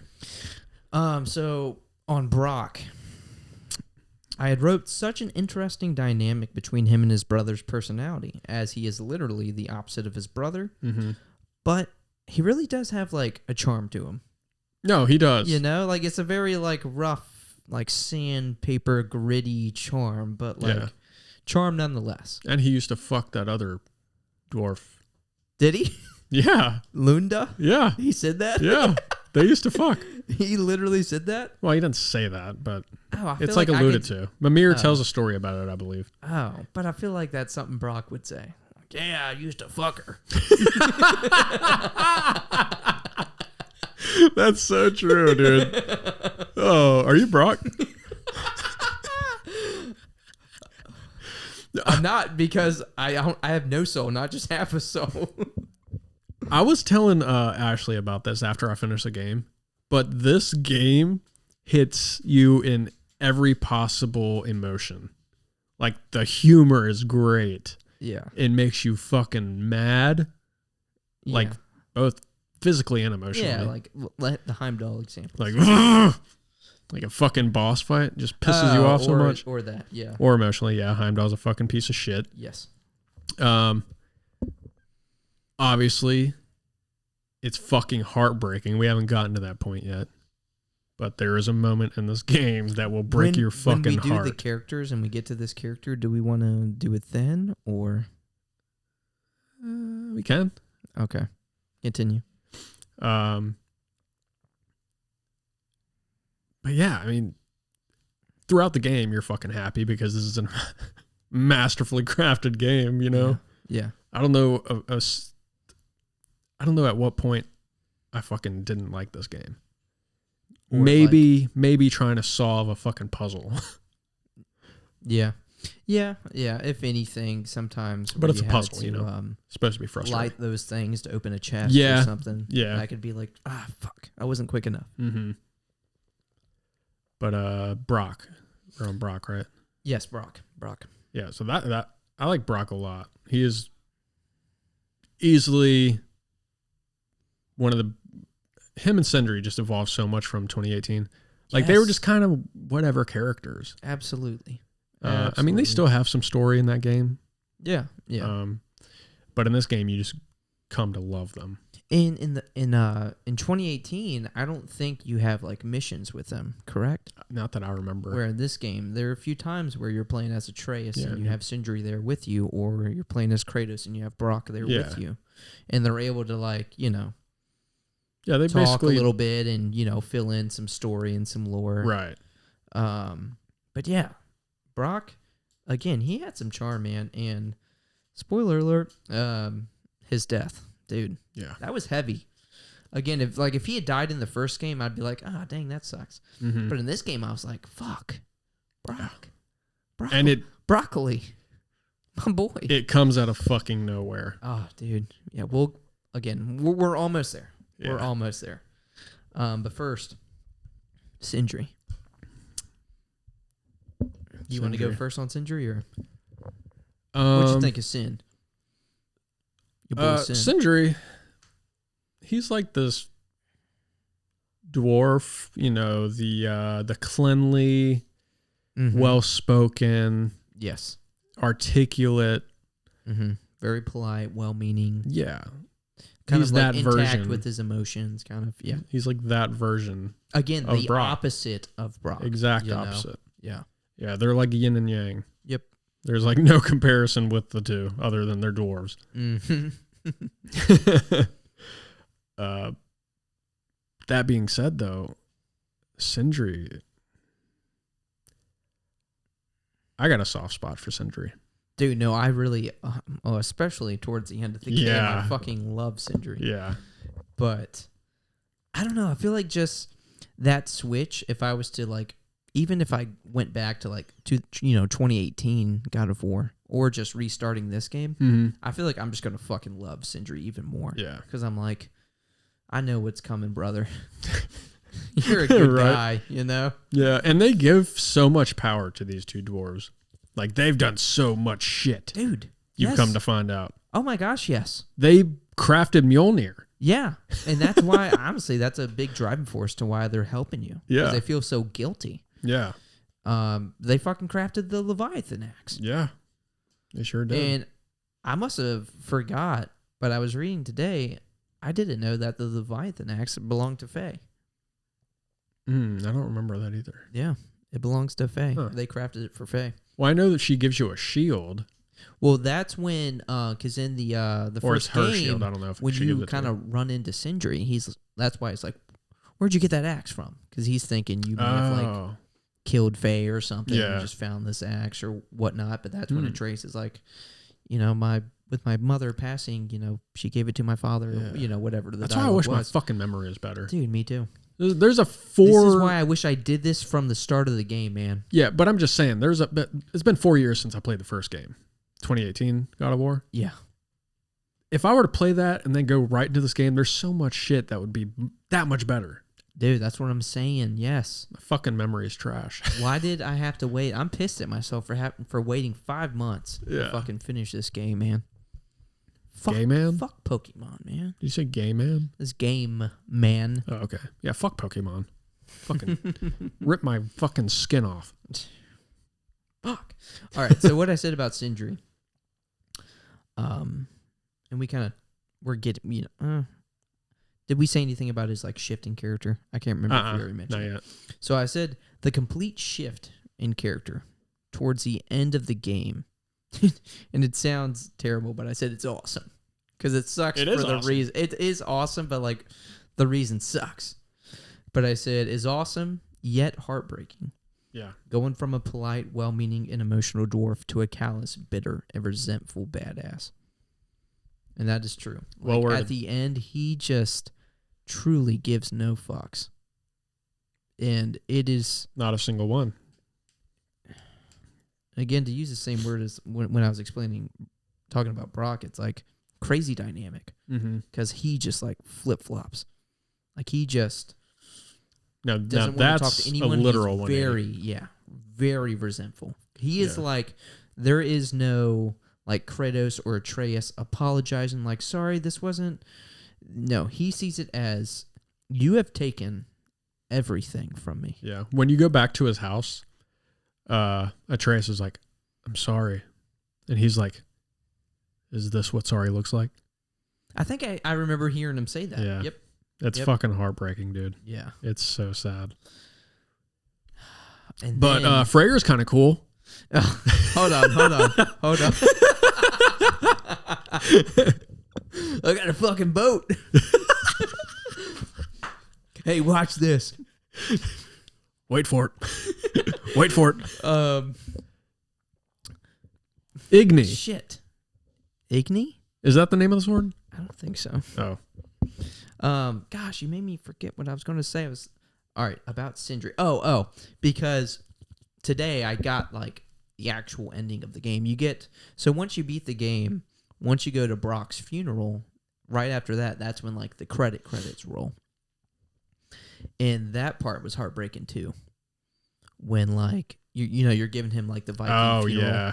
But then, like, Kratos is, like, wanting to say something like, Sindri Brock was, and he's, Dude. like, takes his hand I off, know. like, throws it off, and he just doesn't, it's just, like, all in his face. He doesn't even say anything. But he's just, like, and he just walks off. He I fucking, know. like, drops the torch and apparates. Just fucking gone. I thought at that moment there would be a makeup. Like, yeah. Kratos. But nothing. Isn't that? Oh my gosh! Now that I'm getting chills thinking about this, just the storytelling, like, we've all had those moments where like we've upset someone, and maybe the way we left things, just we didn't say what we wanted to. Yeah, of course. Like we felt that when playing this game. You feel this shit. Yes, that's what I'm saying. Like I've never had a video game make me feel the way this game did. Yeah, like you want to be like, no, let's not end on a bad note, please, Sindri. And he's just gone, and you don't see him at all. Yeah, and next game, Kratos might know what to say. He is growing, but as of now, I guess not. And that's because again, this is. I mean, if we are getting more games, like we're done with this pantheon. Yeah. So like, are we ever gonna get more Sindri? Dude, probably not. That's crazy, man. Yeah. That's wild. I don't This game think makes you after this. Yeah. Damn. All right. Well, so we had Brock, Sindri, Atreus, Kratos. So Freya. You like Freya? She's alright. Yeah, I think she's pretty all right. Nah, I fucking love Freya. Yeah, she's pretty cool. I mean, she's definitely not on Sindri or Brock level for me. Yeah. She did have a lot of character development. She had a Development ton in this of game. character development, and she had really good dialogue too. Everybody did. Yeah. I can't even. Oh, that's what I'm saying, dude. The writing in this Yeah. game is absolutely phenomenal. Like, not only the writing, but the acting. Yeah. Oh, yeah. The acting's fucking crazy. I was looking at like the voice actors and everything. Mhm. Other than like Kratos, I feel like they based everyone off of the actual actor. Like the I think characters. Freya's a little different. She looks very similar. They're similar, though. but there Oh are my some gosh. like. Dude, have you seen Odin? Oh yeah, it's literally spot him. on. It's him. It's spot on. But yeah, even like the person that plays Brock, the person that plays Sindri, Mm-hmm. obviously Atreus. Yeah. Odin. I don't think I've seen Freyr's, but Tears. That looks like him. Yeah. He doesn't have like Not a at least in huge the long picture, face. yeah. Yeah. But the facial features are there. Obviously, well, Thor's a little bit, but that guy's not as big. But, Right. But yeah, no, I just thought that was really cool. But yeah, no, Freya had a lot of character development. I would say she gained the most from being able to let go. Yeah. Yeah. So like I was saying in the beginning, how like there's many themes of just like characters just having to let go to be able to grow. Mm-hmm.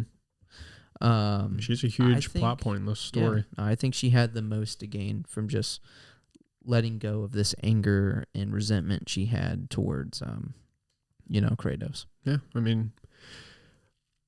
unfortunately for her, Odin as well. Like, she wanted him dead, but she didn't let that hate like control her. Yeah, like she at the end of the game, she was fine with not killing Odin and being trapped. Yes.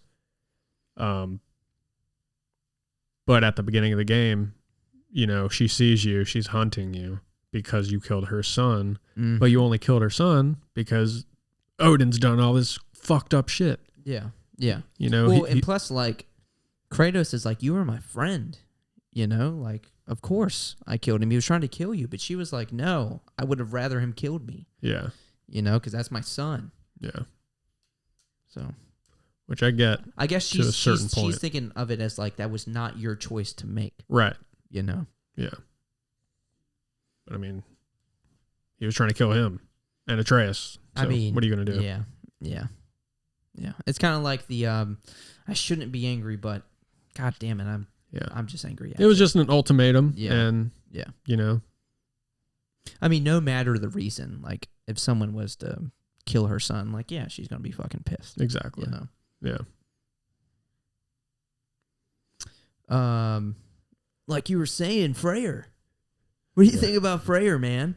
I don't have much to say about him. He's all right. I said pretty cool character, liked but didn't love. If anything, he added to Freya with deepening her development. Yeah, I definitely liked the dialogue between the two. Yeah, still the hero nonetheless. Yeah. But like, he was a leader. He had some cool moments. Like I thought the whole like this ethereal ship thing was like really cool that he had. It was almost like a shell. Yeah. Obviously he had the sword that like Atreus has had throughout the game in Asgard. That was actually belonged to him. Oh yeah, you never went through that one quest. The Asgardian dude who the one with the big ass sword. The guy who like they get attacked by the dragon. Yeah. Oh, do they go back and find him? That's where the dragon's at. There's a bunch of dragons over there. Damn. Yeah, you go back and find them. That's awesome. Because I remember they were like, there's no way he's dead, But I was thinking, like, he sacrificed himself. Yeah. But which he did. That's cool. That is fucking cool. It was fucking awesome, yeah. But yeah, no. Freyr, it's okay. You know who really grew on me in this game? Mimir. He grew on you? Fuck, I love Mimir before the game. I just, I don't know. Like, he was okay in the first one, but, like, there's such, in this game, there's an obvious, like, brotherhood between the three. Yeah. He's like, big brother, little brother. Like, there's a very tight I agree, because between them. In the first game, you find Mimir, and you're getting to know this character. It's just, like, he's helping you, but, like, he can be slightly annoying, blah, blah, blah. But, like, no, there's a brotherhood. Yeah, and this is the smartest man to exist ever. Yes. And you have him on your side. Mm-hmm. And you're gaining all this knowledge from him. And with that knowledge comes, he's guiding you in every way possible, especially, like, in the emotional way. He's trying to guide Atreus and Kratos to this point where they're making rational decisions. Yeah, he's such a like genuinely good person. Yeah. And like when Kratos is like losing patience with Atreus or something, he's trying to like, hey, maybe we need to see it from his perspective. And the same with like Atreus. He's like, hey, well, your father sees it like this. Maybe we should, Mm-hmm. And yeah, I put kind of hard not to love Mimir. Yeah. And how cool was it that when you become allies with Sigrun at the end, like she comes back to Mimir. She's like, I'd like to spend one last night with Mimir. and Because they were a couple. They were lovers. Yeah. Because I remember he would mention it a few times throughout the journey, like the stories and stuff. Yeah, and she thinks that, it's inevitable that everybody's probably going to die. Yeah. And she's like, I just want to spend my last night with Mimir. Yeah. Can I take him to my tent? And shit, she probably got some head. I'm about to piss myself, dude. Literally. Let me show you what this tongue can do, baby. Oh my God. Gives good head. All right, no, but gosh, that was funny as fuck, dude. All right, so kind of hard not to love Mimir. His wisdom helps Kratos and Atreus through their journey the entire way, a second father figure to Atreus, and he looks at Kratos and Atreus as brothers. And I thought that was really cool at the end where he's like, no, I want you to hear this. Like, I look at you as a second father. I was like, that's beautiful. Yeah, anything else on Mimir? Fucking awesome. Love that character. I love him. Just... Isn't that crazy? Like, dude, we love it's a fucking head. It's just a head. Yeah. And, like, they've built upon this character where we're like, dude, that's the fucking guy. Yeah, I mean, Mimir used to be the council person for Odin like for his so right-hand long. Man, right? Until he was banished for, I don't even remember the reason, but yeah, he was basically stuck and just abandoned and trapped in this fucking tree or whatever it was he was in the first game. Mm-hmm. And then you come to find him, and this insane relationship just comes to fruition with him and Kratos and Atreus. And the amount of dialogue this motherfucker recorded. Dude, I think he had the most dialogue in the game. Dude, they probably gave this motherfucker a set of George R.R. Martin books and tripled that. He did. He is like talking throughout the whole journey. Yeah. Which I love in this game because he's always telling like a really interesting story building on like lore. Yeah. So much fucking dialogue. But yes, I would not be surprised if they're like, yeah, do you know Mimir has the most dialogue in this game and he's not even really a main character? Yeah. I would be like, yeah. The motherfucker don't even move. He just blinks and moves his mouth. All right. Who I have next is Tyr, the Norse god of war. Okay. So you find Tyr in prison. So this whole game, you find Tyr, and Tyr is just, again, he is the Norse equivalent, what we would think, the Norse equivalent to Kratos. He is the Norse god of war. Yeah. So, you would expect maybe this guy to be like a fucking rough around the edges, badass, ready to brawl, ready for a fight. He's got your back. But like throughout the whole game, he has just denounced war. He's like, no, this is not the path. If this is what you guys want, then I'll go back to my cell. Yeah. Like I do not want bloodshed. Yeah, I do not want to fight. I've had enough of this. He's the like absolutist pacifist. Yes. Yeah. Well, there's like not a like even when you came to scenarios with him as your ally when you're walking through the game. Mm-hmm. He didn't fight. He was like, I refuse. I feel to like fight. he's like stunning them. He'll like push them or something. Like he's doing something. You know? I feel like he would do moves that would just like stun him. Yeah. But he's not doing damage. Yeah. He's essentially just blocking himself from damage. Yeah. But it's that throughout the whole game. If there's any like route where like, hey, if we did this, there'd be no bloodshed. He is for that. Yeah.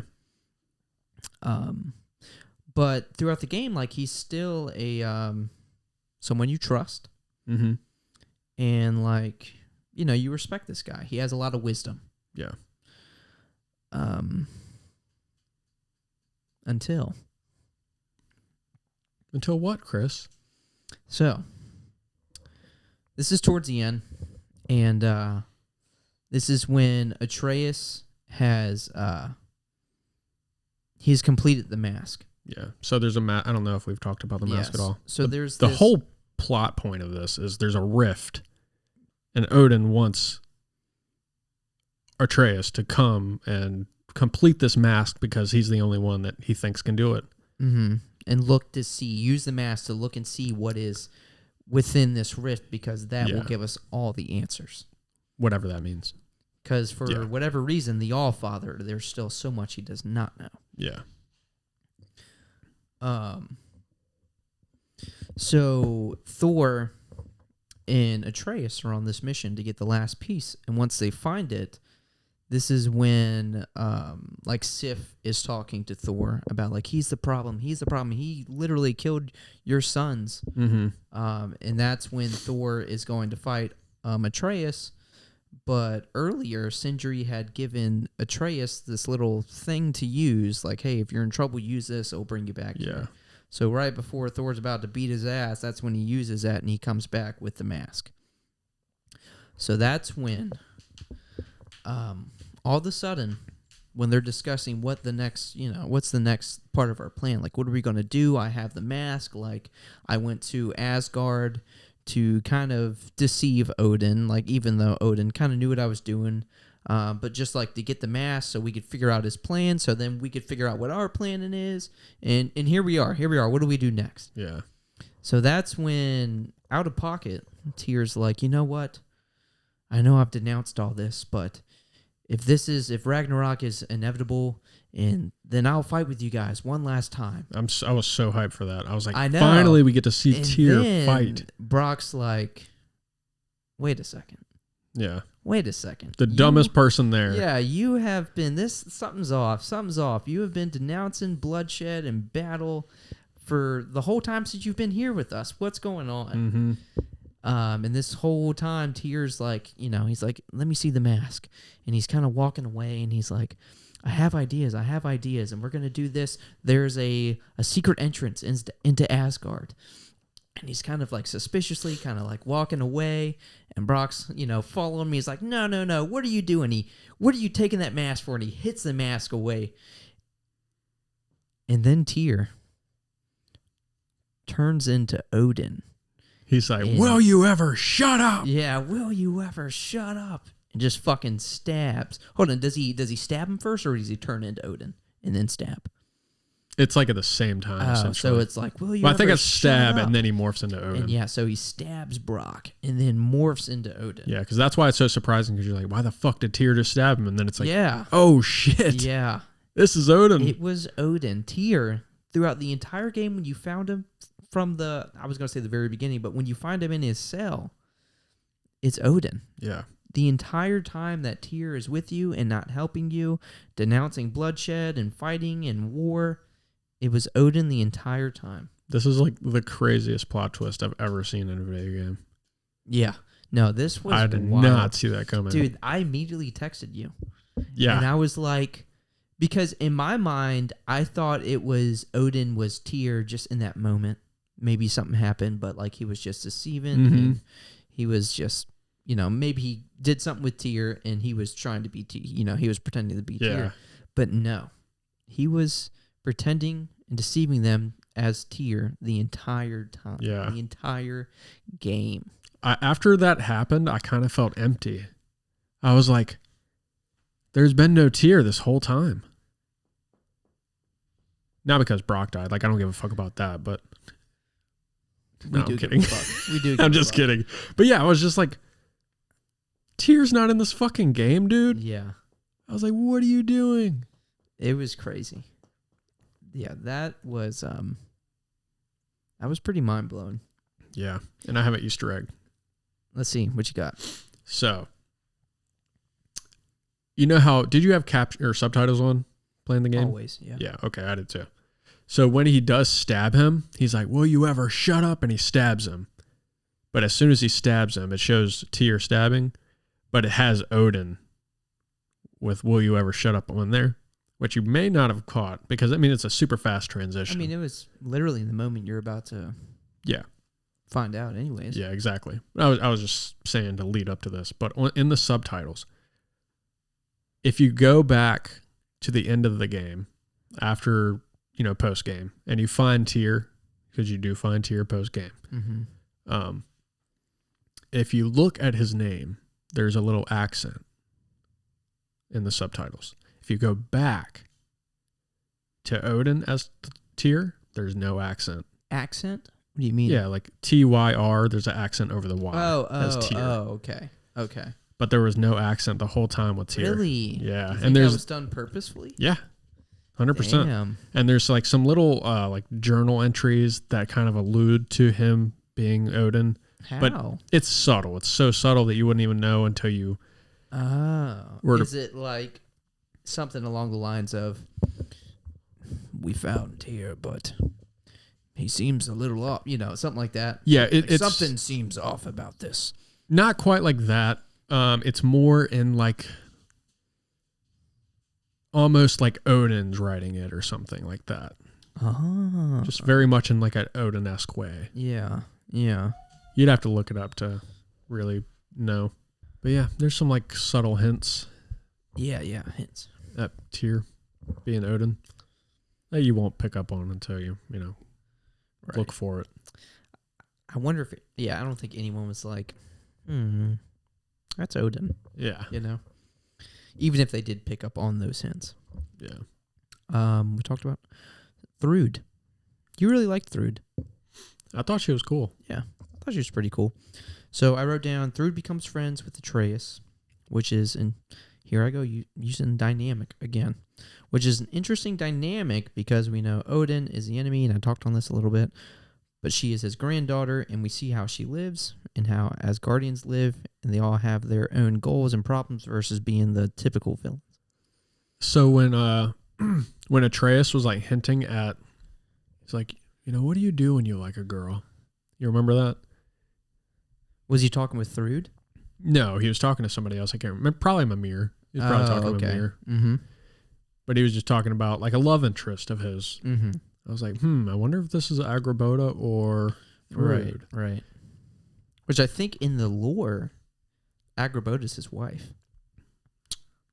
I don't know. I'm not even sure about that. I want to say so. But probably. I want to say so. But it eventually, concludes but yes, to yes, Agrabota it's like being this that. or, like who's he talking about? Yeah.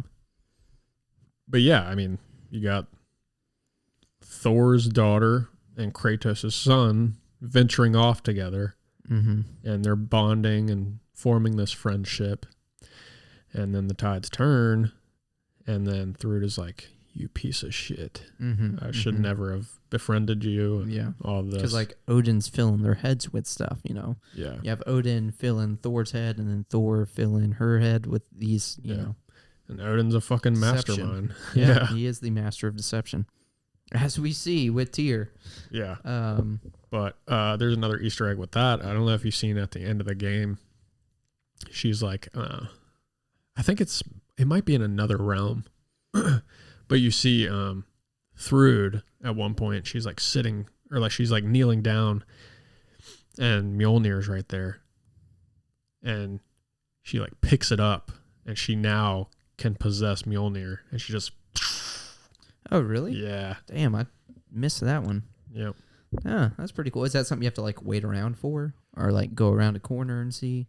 No, I think it's in a different realm. So when you're doing like the side quest stuff, you'll eventually run into it.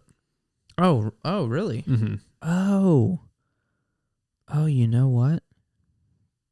Because I was reading about like things to do when you beat the game, and just like in Midgard, where like Thor and Kratos had their battle, there's that like frozen lightning bolt. Yeah. And I seen that you can find frozen lightning bolts in other realms. Yep.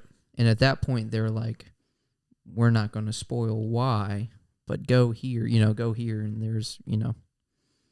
there's a reason for it. So I wonder if that had anything to do with it. You know what? So maybe I've seen the other frozen lightning bolts, but I don't know why. Oh, they were really? there. Yeah.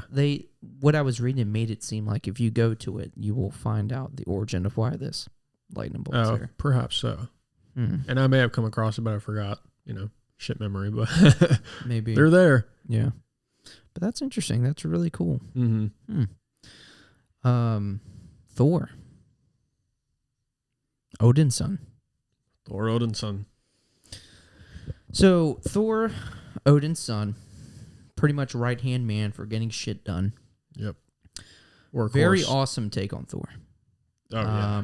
Easily like this the wasn't, best adaptation of Thor. Yeah, so this wasn't like super different with like what they did with Odin. Like Yeah. this is what we'd kind of expect of Thor. Mm-hmm. But I almost think of like obviously kind of fat. I mean, you know, we think of like Marvel and like Chris Hemsworth, super buff. But like I kind of almost think of like a Gimli, you know, like a shorter, you know, like dwarf, like, you know, red hair, long red hair, red beard, which we have that, but he's like huge. He's fucking gigantic. Massive.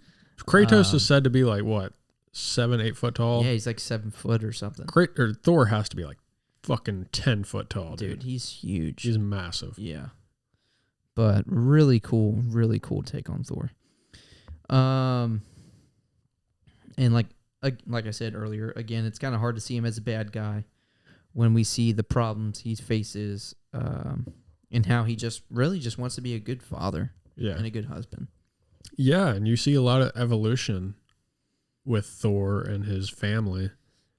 I would definitely love to see more of Thor, or would have loved to see more of Thor. It would have been, but from what you do get, there's still a lot of evolution there. Yeah. Like he's battling alcoholism. Mm-hmm. Like he's like, you know, drinking, and then there's a point where he stops drinking, and then he picks it up again. Yeah. And do you remember in Black Thunder, which is like that bar in Asgard? Yep. I was just about to bring it up. Yeah. Yeah. He's like stumbling out of there after the bar fight, and the bar of war. That's a fucking war in there, man. Seriously, dude. That was a crazy That was a really cool scene. Yeah, I like that a lot. But like Thrud confronts her and is like, "You promised me." Mm-hmm. He's like, "I won't do it again." And she's like, "Well, what do you mean? You already promised this, and you broke it. So how can I trust you?" And it's crazy because, I mean, that's a real thing. Like, that shit happens in real life. Yeah, yeah. Yeah, that was really cool to see. And, like, you know, that hurt him. It did. You know, he's not like, get out of here. I don't care. I'll drink if I want. Yeah. You know, like, that affects him. Yeah, I think that was, like, the start of his daughter acknowledgement. Down. Yeah. Yeah, no. Thor, awesome character. We went over Odin. The last character I had that I felt like was worth mentioning was Angrboda. Yeah. And all I wrote was very cool character and friend to Atreus. Very caring and patient and wise beyond her years. Oh, yeah. Yeah. Because she's like essentially the only one other than her grandmother, the only kind of like living living giant that we know of. And her purpose was to, and we were talking about this a little earlier. Mm-hmm. Like her purpose was to show Atreus like his fate. Yeah. Because that's what she like does. She was the like, painter of the murals. Portraits, yeah. And I had asked, I was like, well, when Atreus first meets Angrboda and she shows him this mural that she has painted, it shows like Kratos dying and like him, Atreus like, you know, being with Odin. Yeah. I was like, how do we have that when we have like the very end of the game where we see like the true mural that shows like pretty much the events of what just happened? And you had showed me that the character in the mural wasn't Kratos, because in the mural it looks like Kratos. It's like bald, has the beard, has what looks like his red like kind of like tattoo thing. Yeah. And then Atreus like holding him as he's like dead on the ground. But in fact, that was Odin. It was Odin the whole time. Because that scene is in the end. Yeah. After you defeat Odin. Yeah. Like Atreus is like holding Odin. Yeah. You know, kind of like giving him like a chance, you know? Yeah. And it was kind of an epic picture portrayal of it, because you might see like a sliver of red there. In the mural. Yeah. But who's to say, because the mural's painted like fucking hieroglyphs, right? Yeah, it's not like detailed. Yeah, there's not much detail there. So you see this like sliver of red. That could be blood. If you look at when Odin dies, there's blood splattered all over his face. And then there's kind of like a weird eye shape which looks to be like an eye patch, but it could have just been an eye. Yeah. So if you were to say that's Kratos, sure, it looks like Kratos. If you were to say that's Odin, yeah, it looks like Odin. Mm-hmm. So I just thought that was fucking genius. Yeah. Because when you look at that before that, like, as you knew, you beat the game and you're like, that, yeah, it's Odin. Mm-hmm. Or sorry, Kratos. Yeah. Yeah. But then when you compare it, you're like, that was fucking Odin the whole time. Yep. Because I was asking you, I was like, there's something I'm not getting here. Like, did Angerboda show Atreus this almost to like deceive him to make sure like this didn't happen? Yeah. And what they were showing in the end was the true mural. Mm-hmm. But I guess what she was showing him was the truth. It was just he had kind of translated it wrong. Yeah. You know? Yeah, just really, really fucking good writing. Yeah. Because we seen that at the end of the last game. We've seen that mural. Yeah, that is true. Yep. But yeah, Angerboda, really cool character. I liked her. Agreed. Well, that does it for characters. Cool. Was there any else you wanted to talk on? I mean, I know there's more characters than just that, but those are the ones hit the that main I felt ones. that Yeah. were worth talking on. Yeah. Real quick, I wrote here one of the things I wanted to write about, we'll talk about was, and we've mentioned some of it, but just the writing, yeah, the cinematography. So I had said, this is truly the chef's kiss when it comes. Hold on, this is truly the chef's kiss when it comes to this game, which is the writing and cinematography. The transition scenes going from Kratos and Atreus and vice versa literally gave me chills, as well as the scene of Kratos dreaming of Faye and the scene transitioning back to Kratos being asleep. Yeah. All right, I forgot about that. I forgot I wrote this, and I'm so glad. So, and we had talked about one of these scenes. Remember when Atreus first goes to Asgard, mm-hmm. and the very end, when it kind of transitions back to Kratos, it's when Atreus is going to sleep, and he's looking at his dagger. Yeah. And then once like the dagger goes down, like it's put down, it's Kratos holding the dagger and putting it down. Like, I thought that was fucking brilliant. Yeah, dude. Just that transition. Mm-hmm. And the other one I talked on was right before the big battle. In the tent. The tent where mm-hmm. he's dreaming of Faye. Yep. And like it's showing him like looking at her. And then it transitions to like he's now like his head's down and like the side of the tent's like coming in. Mm-hmm. Dude, I mean, it's hard to explain, but again, if you play the game, you know what I'm talking about. That was so... It's clean as fuck. Awesome, dude. It was clean as fuck. It's as clean as the damn loading screens. Dude, it was clean as fuck. You know what I'm talking about? The loading screens? Yeah. What do you mean? There are no loading screens. Oh. Because when they're going through those like cracks and stuff, mm-hmm. that's when it's generating everything. Oh, I see what you're saying. Yes. More games need to do that shit. Yes. Especially now that they have like the equipment to do that, the power of these consoles. But yeah, it's just writing like that. And this is just two examples, but mm-hmm. this game is scattered with stuff like that.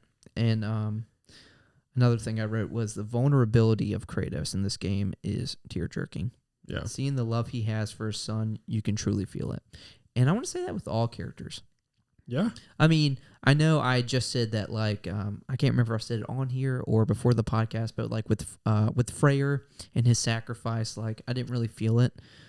But for the most part, you can feel it with like all the characters. Yeah. Again, like Freyr wasn't in the game for too long. Mm-hmm. Like you meet him somewhat middle, but like he's not like in the game. Like he's off kind of doing his own thing or like assumed to be doing something else.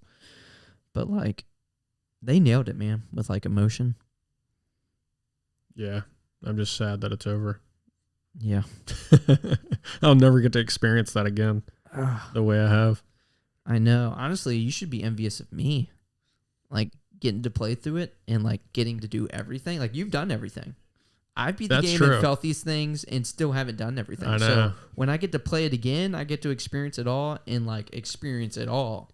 You know just if I ever get like Alzheimer's or dementia, tell me to play this game again. Just, dude, that's heaven, man. Right? Dude, you experiencing this over and over and Yeah. over and over.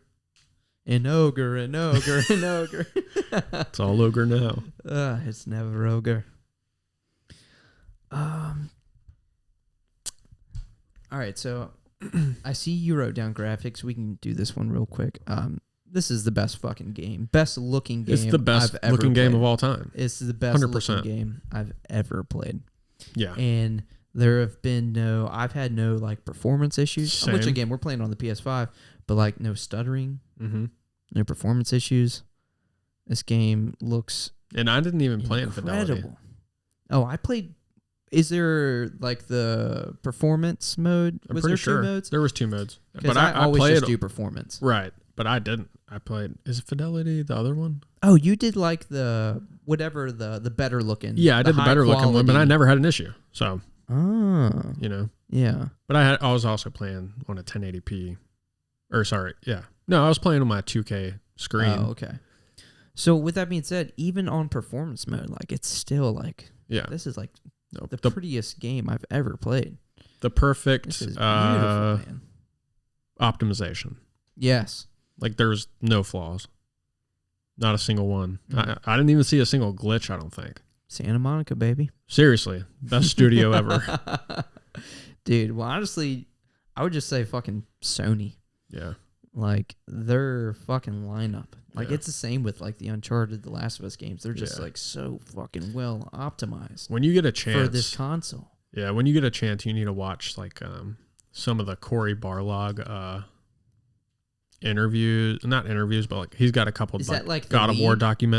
documentaries, huh? Is he, like, the lead? Yeah.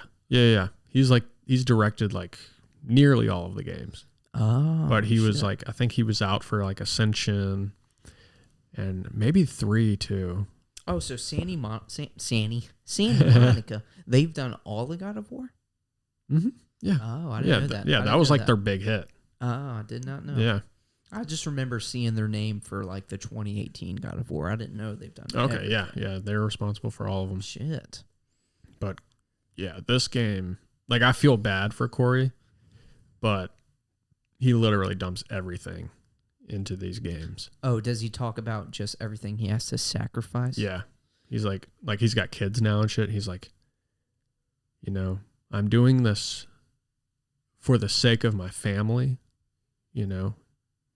for wealth, to help my family. Yeah. But it also just takes a piece of me away Oh, I mean, I to can not be imagine. with them because I'm spending, so much fucking time on these video games. And I will say, it shows. Yeah. Like this, I've never seen a game more like meticulously crafted. Right. One thing I actually forgot to add in here, but I remember when I was playing, I was like in my notes on my phone writing some stuff down. And this is when I just hopped back on to playing God of War again after like we started playing like Pokemon and Hogwarts. And I picked the game up, and that's what I hate about games. That's why a lot of people Getting back into it. will start games all over because it's Yeah. like the learning curve. I don't remember anything.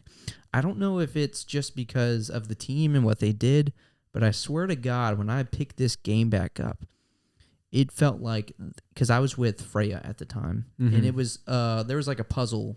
So it was like where she had to shoot this, and I had to use my chains to burn this. Mm-hmm. And I was like, fuck, I remember like kind of doing this, but I don't know what to do.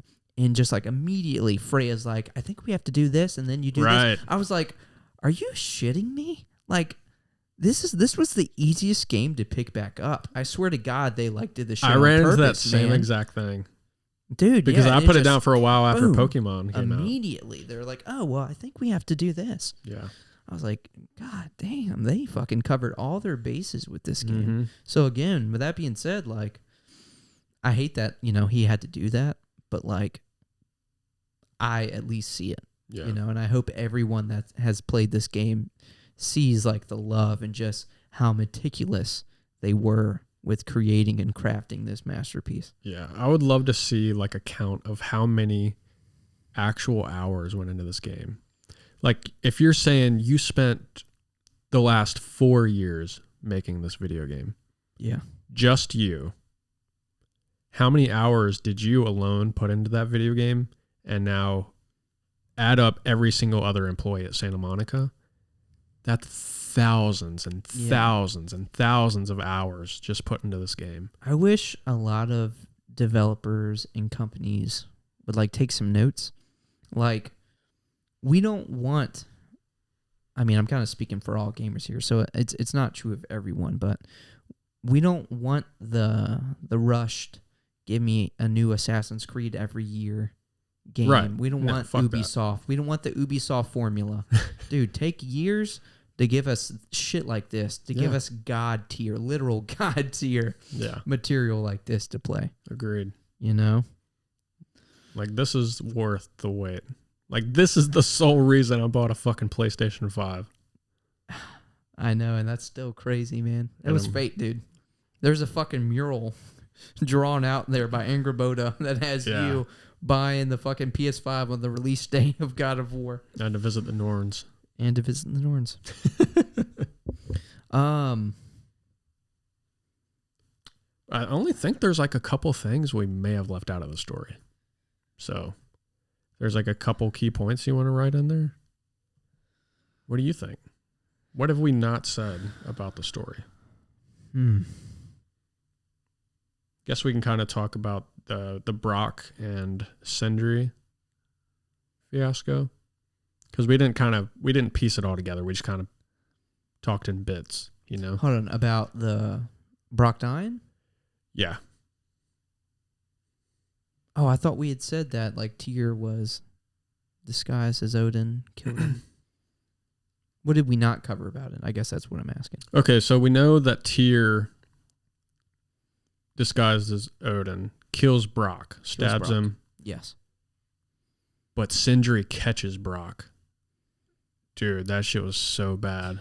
It was heartbreaking because Freya's just sitting there with her sword drawn towards Odin. Yeah. And Sindri is just like, Freya, I need you. I need your magic. Because she's like, you know, she's a healer. Yeah. She's like, she knows all this magic. Mm-hmm. She's the one person that could probably do this. And she's like looking back at him, looking at her and looking back. She's like, what do I do? Right. Yeah. And because she's still like, at this point, she's still very like hell-bent on like, hey, revenge. Yeah. Like, you're the reason for all this. Like, that's why I'm here with all these people, is to get rid of you. Mm-hmm. You know? So, like, that's where her focus is. And then you see, you know, in the evolution of Freya, she's like, they have this.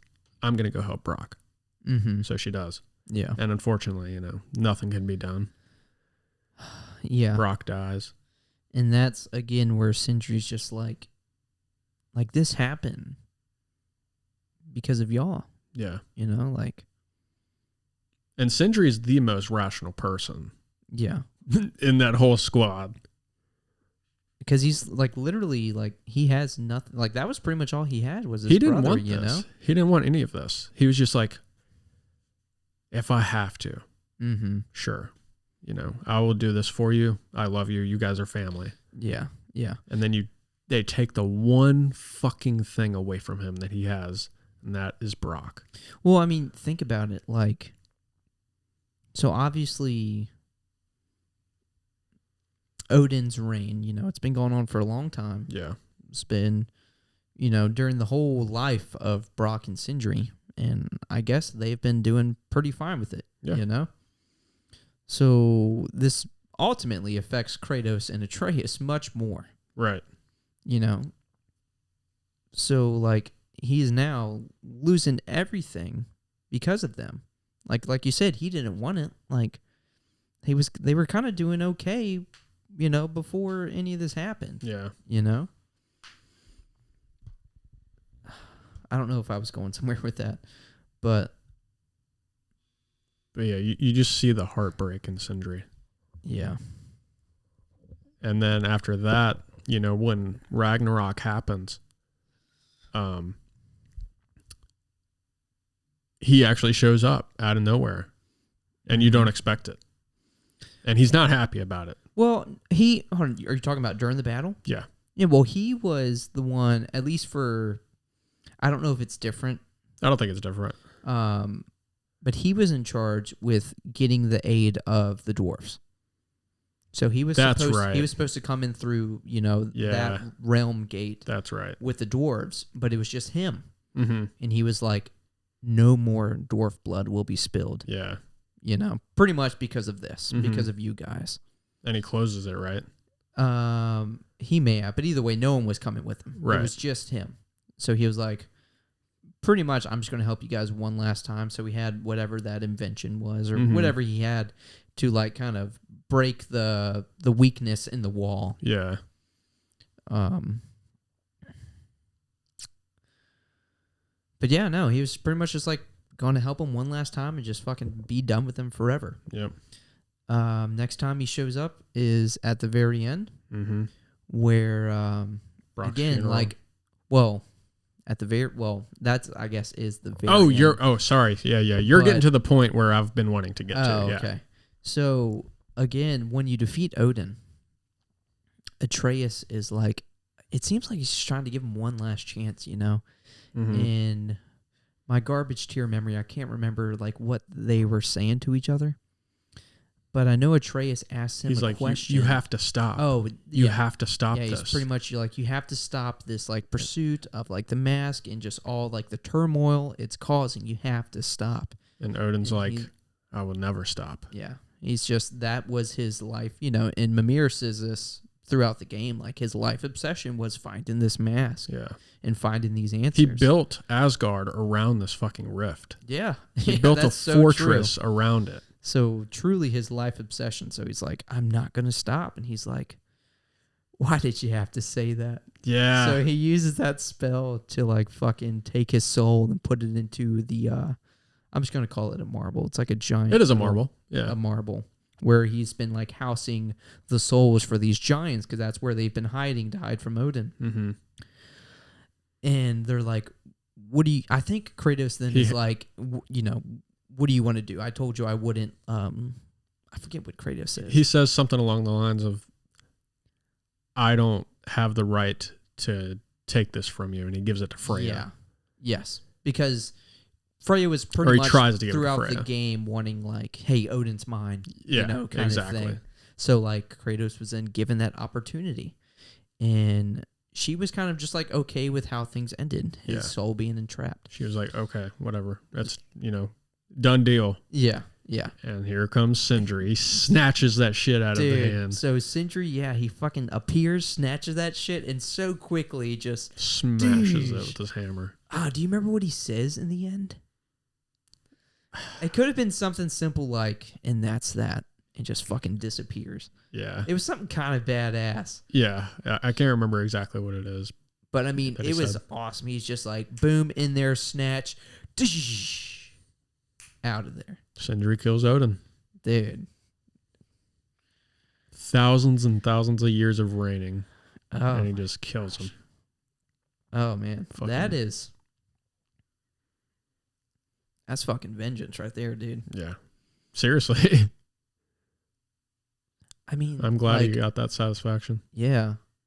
Like, I'm notorious for, like, and I'm glad I did this because it's allowed me to see this game for more than just, like, face value.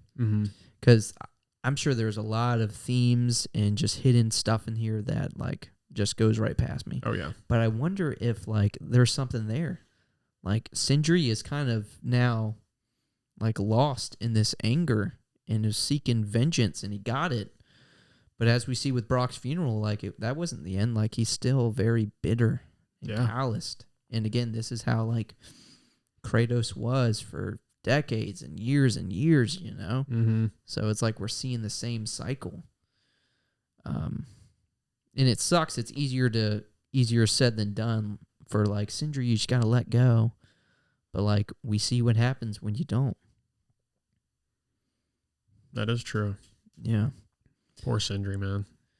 I know. Damn. But, yeah, gosh. What a... Beautiful writing. Yeah, seriously, beautiful writing. It had to happen to somebody. Yeah. I'm just, it sounds bad, but like I'm glad it was someone that was big enough to like affect me. Yeah. Because again, like Freyr had a sacrifice in there. He did. You know, it didn't really affect me, and it was literally right after the events of,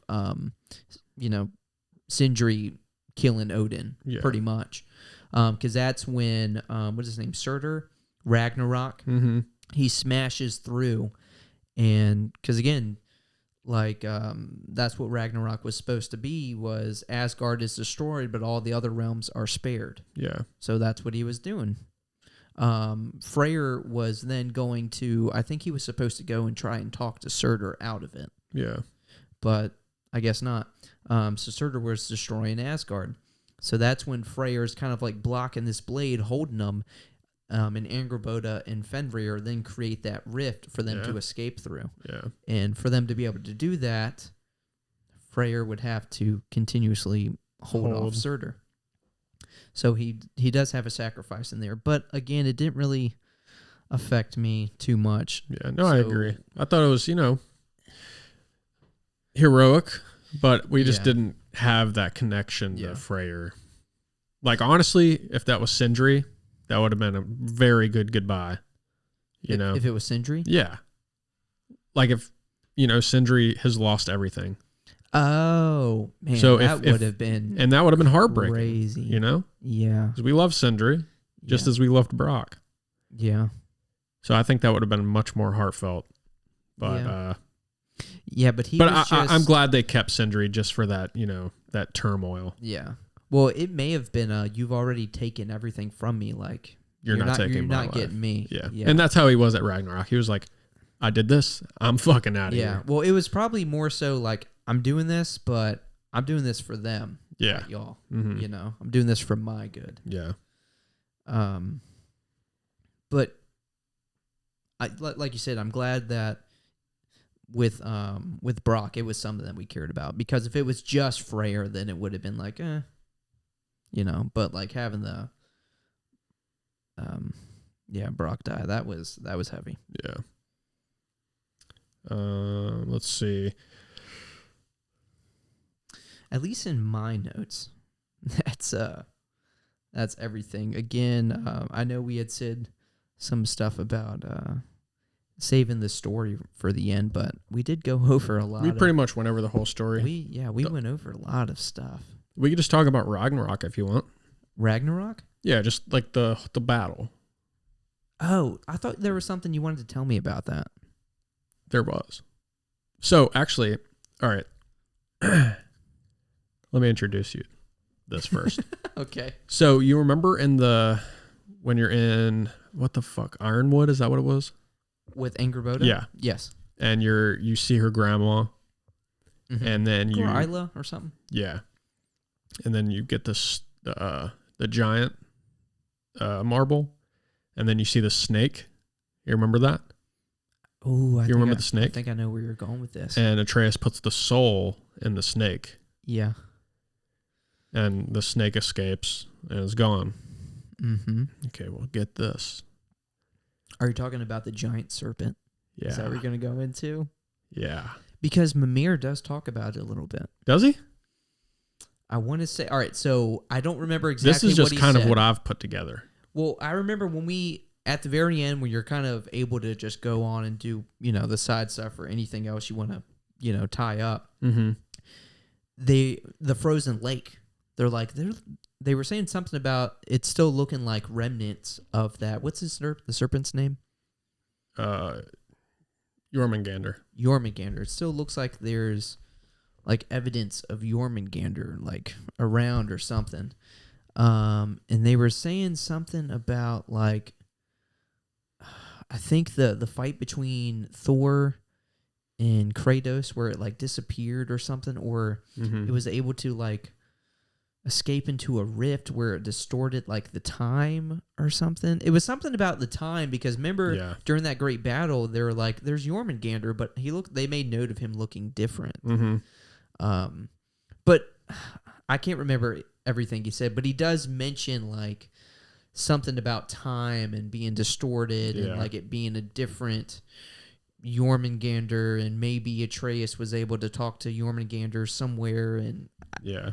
something crazy like that. But yes, tell me. I believe. And this is you coming up with this. Yeah, I'd like to look into this actually, but I believe like when they're fighting at Ragnarok, there's that point where Thor hits Jormungandr and he just fucking disappears.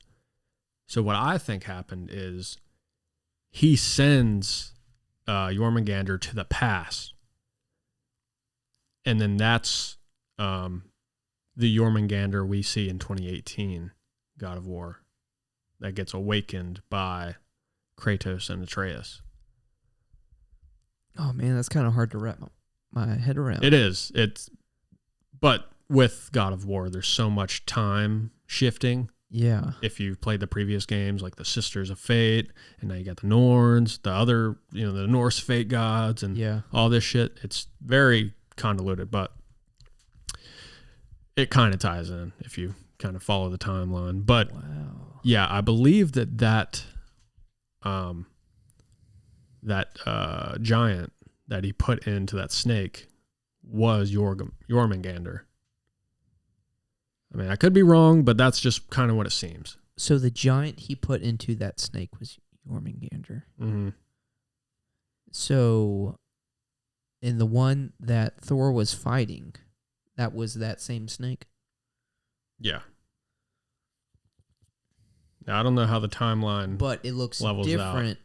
Because when Thor was fighting him, it did what? When you said he disappeared. Thor hits it, and it just fucking disappears. Like, he knocks it into, I guess, a rift, kind of like you said. Mm-hmm. And it just sends it into the past. Oh, and so why would it look different from the 2018 game? Is that like an older version? Not different in that regard, but like it was awoken from a slumber, so it was probably, kind of coming out of this. And then Kratos and Atreus build this friendship with it, and then they kind of call upon it. Dude. I remember seeing a video. That might be what triggered this thought. So I remember a video because I was doing some research on this, on just the podcast yesterday to write up for this. And there was a point where in the 2018 game, because I was just looking at some Easter egg stuff, and the 2018 game, they blow the horn, or when you're summoning Jormungandr, you hear a horn, and when you blow the what the fuck is it, Gallarhorn? Mm-hmm. Mm-hmm. Yeah, that's when everybody comes to Asgard, and that's when you summon. That's like the start of Ragnarok, right? Yeah. So I don't know, dude. That's worth fucking a good Google or doing some digging. Yeah. I feel like you're on to something. But I don't know. I don't know. It's just a hunch. If that's true, then holy fuck, that just hit a new level for me. Yeah, because I mean, how else would the beast get there? Because he's not even in the game really. Yeah. Until these key points. But I did hear a horn in like one of those videos. So I'll have to do some more research on it. But I just thought it was really cool. Yeah. But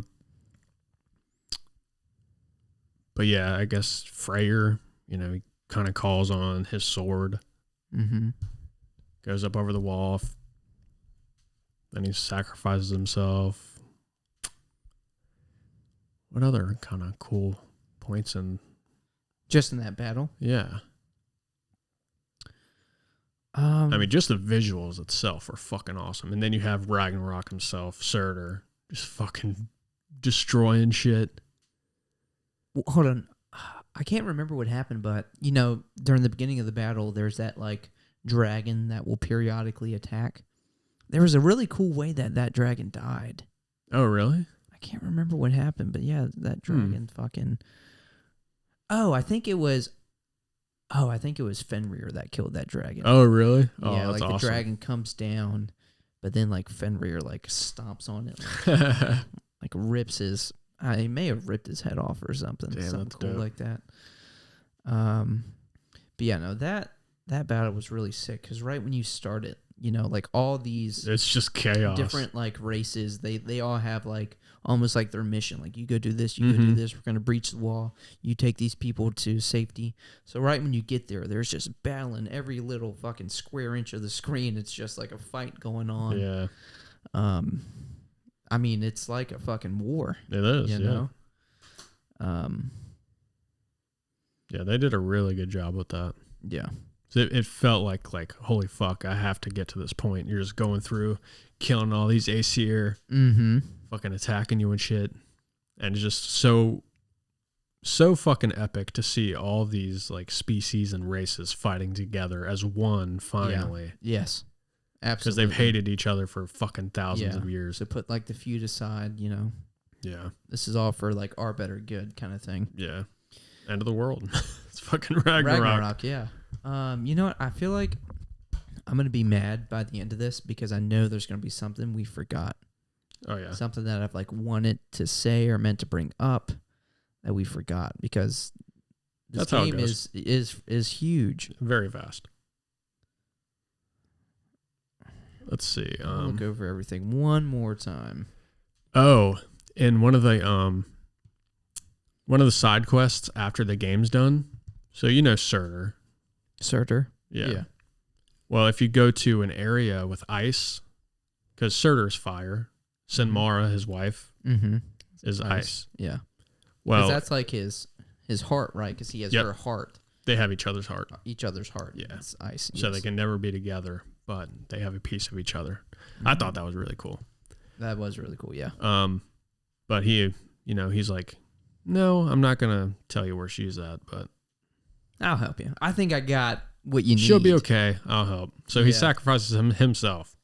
Well, he's almost like probably just like waiting for this moment. Pretty much. Like he knows that he is, you know, it's like fate. Yeah. Like I'm the next step. Yeah. You know? But if you go back or go to this area and it's like an icy area. I can't remember the fucking realm. You'll find some statues and shit, and you see like an ice giant, but it's frozen. Mm-hmm. You can hear the screams of her, and she's like crying. Is she dead? I don't think she's dead, but she's just like frozen. Oh, but you see her frozen, but you still like hear it. Ooh, you can hear eerie. her screams. Damn. Because she's crying because Surtur's dead. Oh. Just a really cool thing. Whoa. Yeah. Gosh, this is wild, man. Yeah. This just keeps like, again, there's just like layer upon layer upon layer. Mm-hmm. This just keeps blowing my mind. Let's see. Oh yeah, if you hit Ratatosker's chime too many times in a row, I heard he gets pissed. Yeah, he'll fucking yell at you. Yeah, that's all I kind of got for like Easter eggs. Is there and anything shit. cool with like doing his side quests, like that whole quest line? I think it's just gear and shit. Hmm. Just more gear. Yeah, I thought so. I just Yeah, thought I'd ask. nothing too crazy. But that pretty much is all I got for that.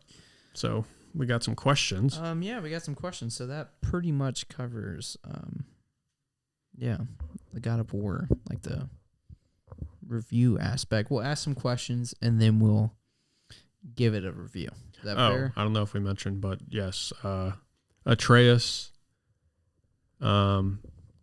destroys the mask and just lets it go inside the rift, and the rift closes, and then that's what initiates the Odin fight, and Odin's fucking mad. Yeah. Then he dies, then that's it. Oh, you know what?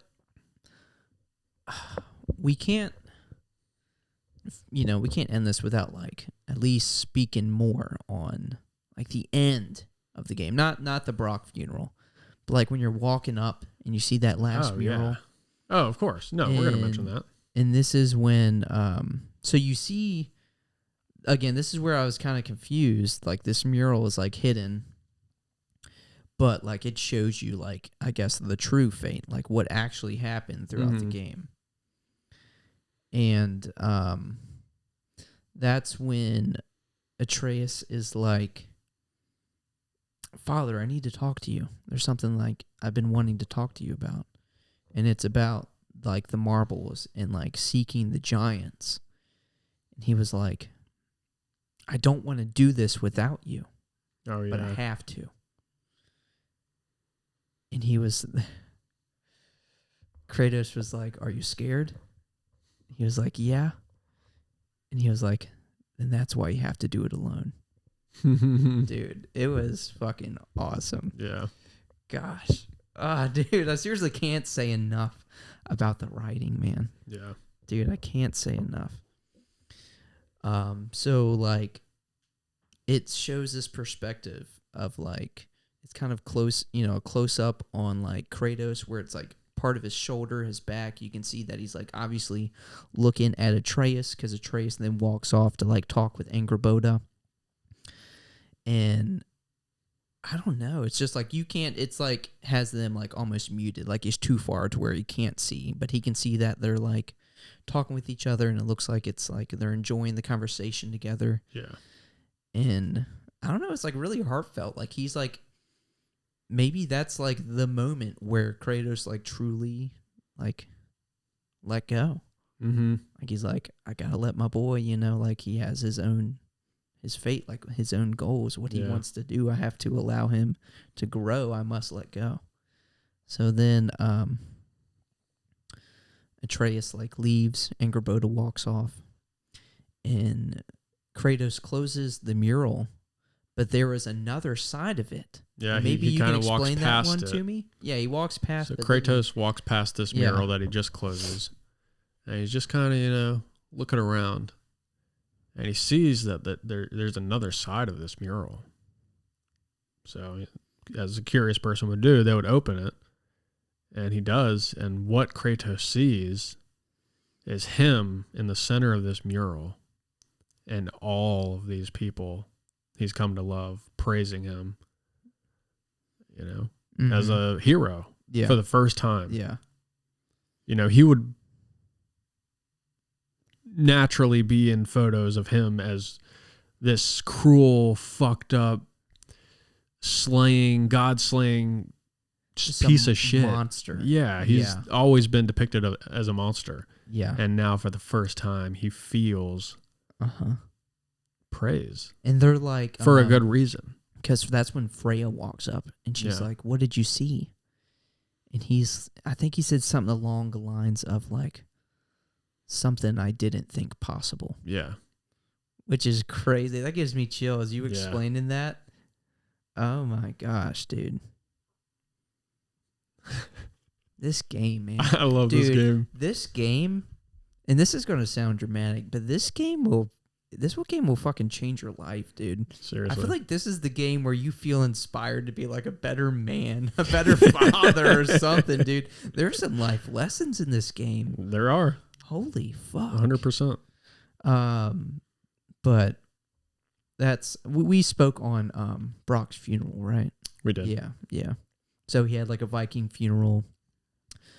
Freya lit her arrow, shot it off. Again, that's when like Atreus wanted to say some things to Sindri, and he just grabs his hand, throws it off. Doesn't even say anything, but just like his face says it all. Mm-hmm. He drops his torch that he had brought and just fucking disappears. And then that's when like the true credits roll. And after that, you're truly able to like kind of go and venture and do whatever. Yeah. So I think that's like a perfect spot to like end it. We can get to the questions now. Yeah. One more thing though. If you go back to your house once you're done with the game, like you can't find Atreus again after you're done with the game, I believe. Damn. But if you go back to your house, you can find a momentum from Atreus, which is pretty cool. A momentum from Atreus? Yeah, it's just like a little thing he leaves you. Oh, what? Oh, you're not gonna tell me? I can't. I think it's just. I don't know. It just kind of looks like a relic of some sort. I don't know what it is. I wonder if it's something that, like, I don't know. It probably has some. It would be great if it was something you found in like the first game. Yeah. Well, I know the relics that you collect in the 2018 game. those are the cups that you're drinking at the table with Sindri and Brock and everybody. Oh, shit. So that's super cool. Damn, that is cool. Yeah. Holy fuck. Dude, again, like, I want to go back and find, like, the actual tier. I want to go find these, like, frozen lightning bolts. I want to go back to the house and see this relic. But, dude, I'm going to wait. I'm going to wait till this new Game Plus just so I can go through it all again and, like, really do everything. Yeah. Experience everything. Like, in a shorter period of time versus 5 months. Mm-hmm. Like, that's how this game deserves to be played. But was there anything else before we move on? Nah, that's it. So do we review the game and then questions or questions review? Questions review. Questions review. Leave Okay. it at the end. Okay. Well, yeah, because these, pertain to the game. Mm-hmm. So if you had to choose anything, I feel like flaw is kind of like a heavy word, but even if it's just like the smallest thing annoyed you, if you had to choose, gun to your head, you have to choose something. What are you choosing? Let me know if you need some time. I do have my answer. Okay, so I would say some of the puzzles were just annoying, but I feel like that's a complicated thing to call a flaw. Well, it's a fucking puzzle. God of War games they all have puzzles. Yeah, they're notorious all for that. Like the most fun.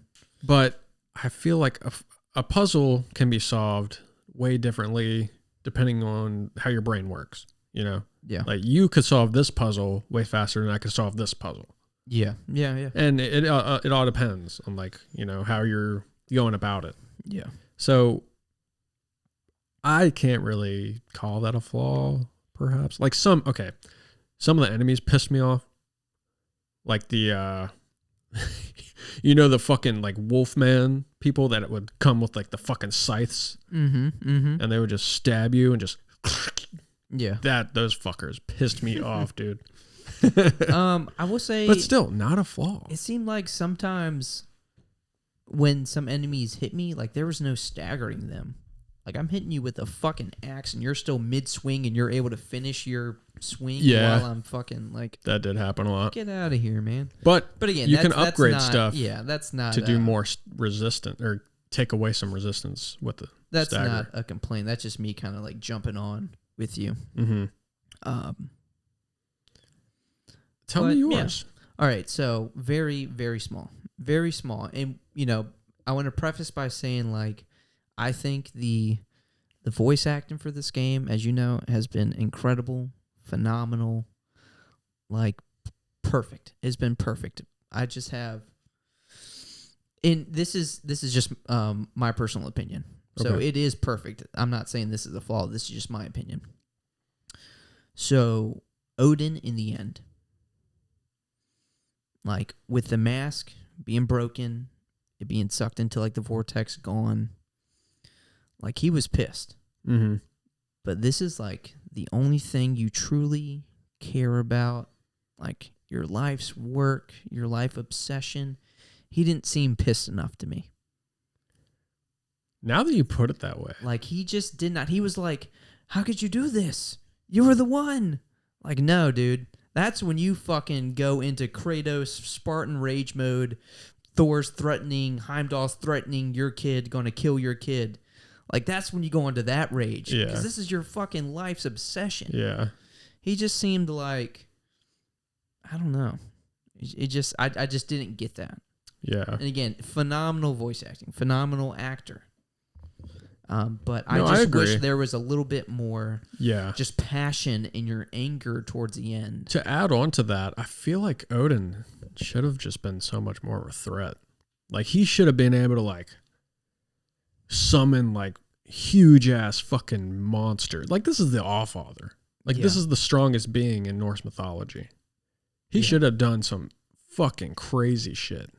You know what I'm saying? Well, I wonder if it was done purposefully just because, like, this Odin was a master of deception. So he was more brains than brawn, That's a good point. That's a very good point. So he's very manipulative.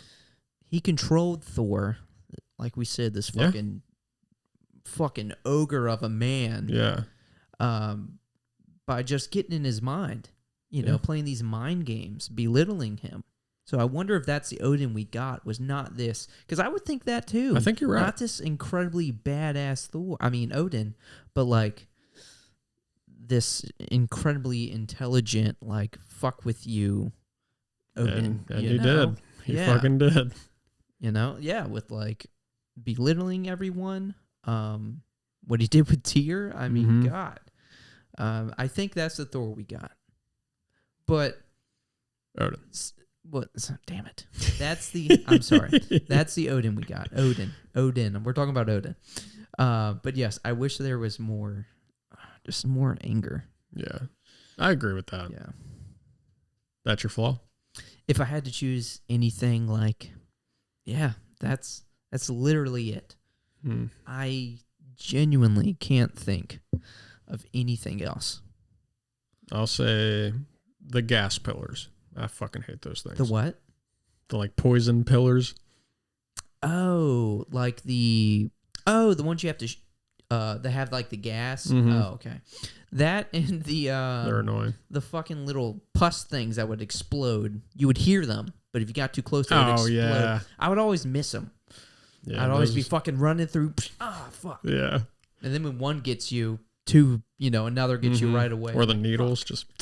Yeah, exactly. Yeah. But those are just like, we're kind of annoying. They're made to be annoying. To be annoying. Yeah. Absolutely.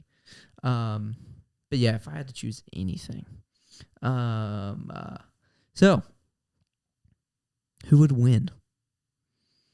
Greek Kratos, OG, more youthful Kratos, more just rage, bitter, resentful Greek Kratos, or Norse Kratos? I think this is easy. Okay. It's Greek Kratos. Okay. There's nothing stopping him from killing his current self. If they were actually 1v1, Norse would hold back for sure. Yeah. Or maybe not. Well, I was playing this in my head. I was thinking you were right. He has something to lose. Well, that's where I was. Yeah.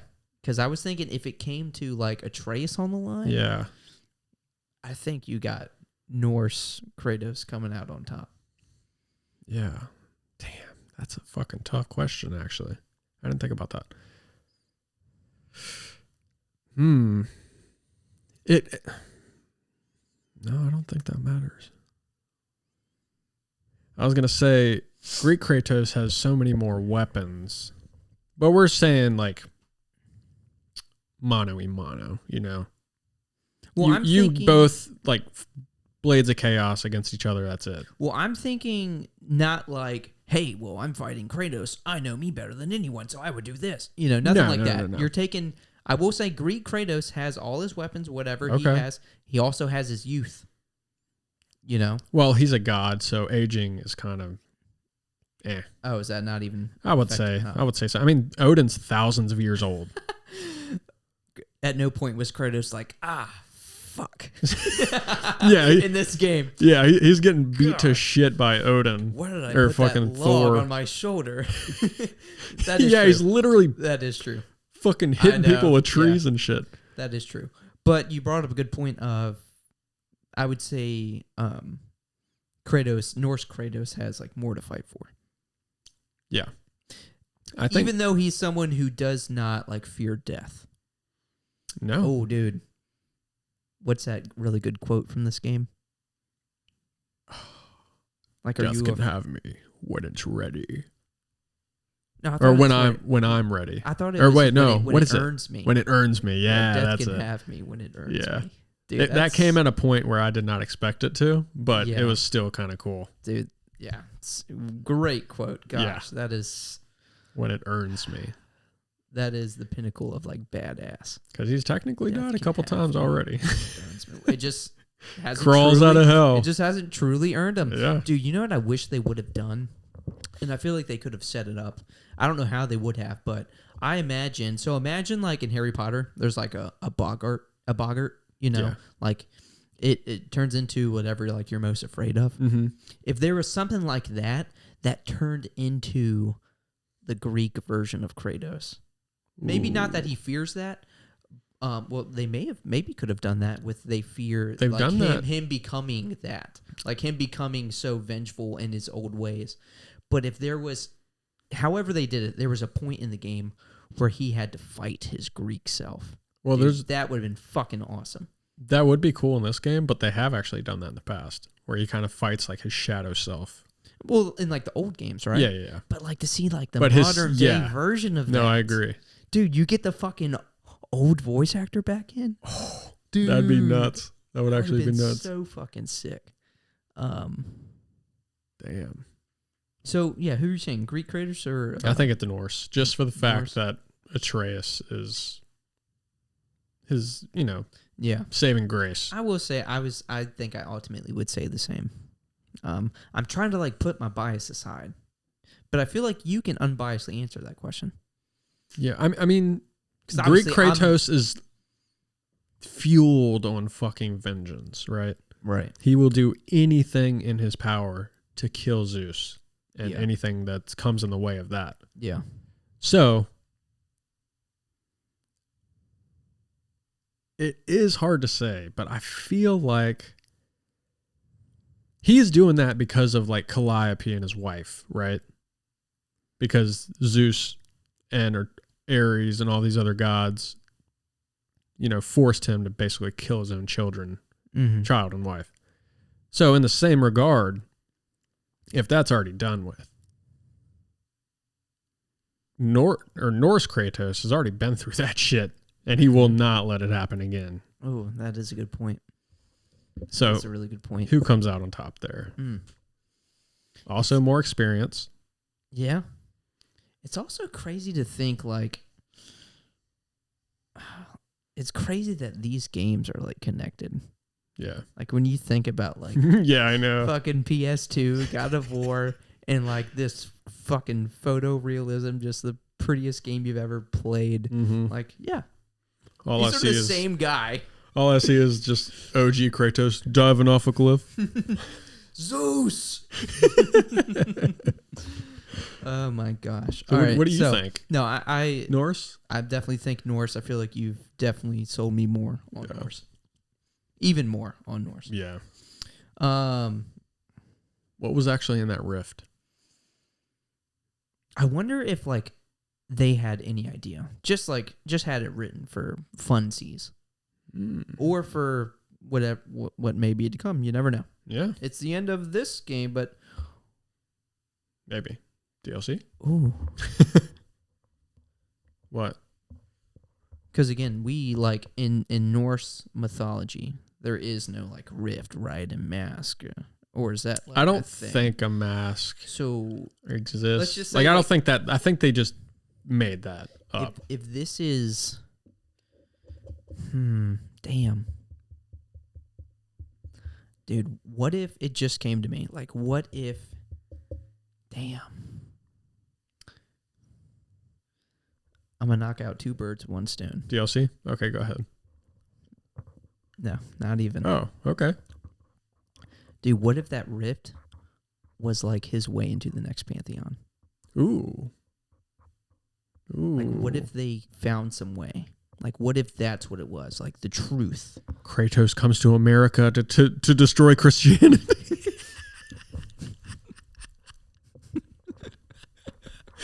Oh, shit. They just make Jesus this like asshole of a character. Yeah. I'm walking to you. Oh God. I mean, shit. Jesus was closer to Egypt than like Scandinavia, I think. Right? That was Middle East, right? Scandinavia? Like Jesus was closer to Egypt. Oh, I see what you're saying. I see what you're saying. Yeah. But obviously that wouldn't happen. Yeah. But again, the next question was, how does Kratos move to the next pantheon? But the rift closed up. That's what I'm saying. Like, that would have been sick. Yeah. But the rift closed up. I mean, you know how this fucking game works. This closed up. This guy hit him so hard, he disappeared. It went back into time. Like, that could have closed up, but maybe it opened up somewhere. You know? Very true. You know? I mean, It could have opened up somewhere, and there's literally the fucking 2 pieces of the mast just like sitting there. And also, you know? Yeah. But the thing true. is, like, it had to go somewhere. but why? Like, why would I feel like there's no reason? Like, I think we see why did Kratos kind of leave the Greek pantheon?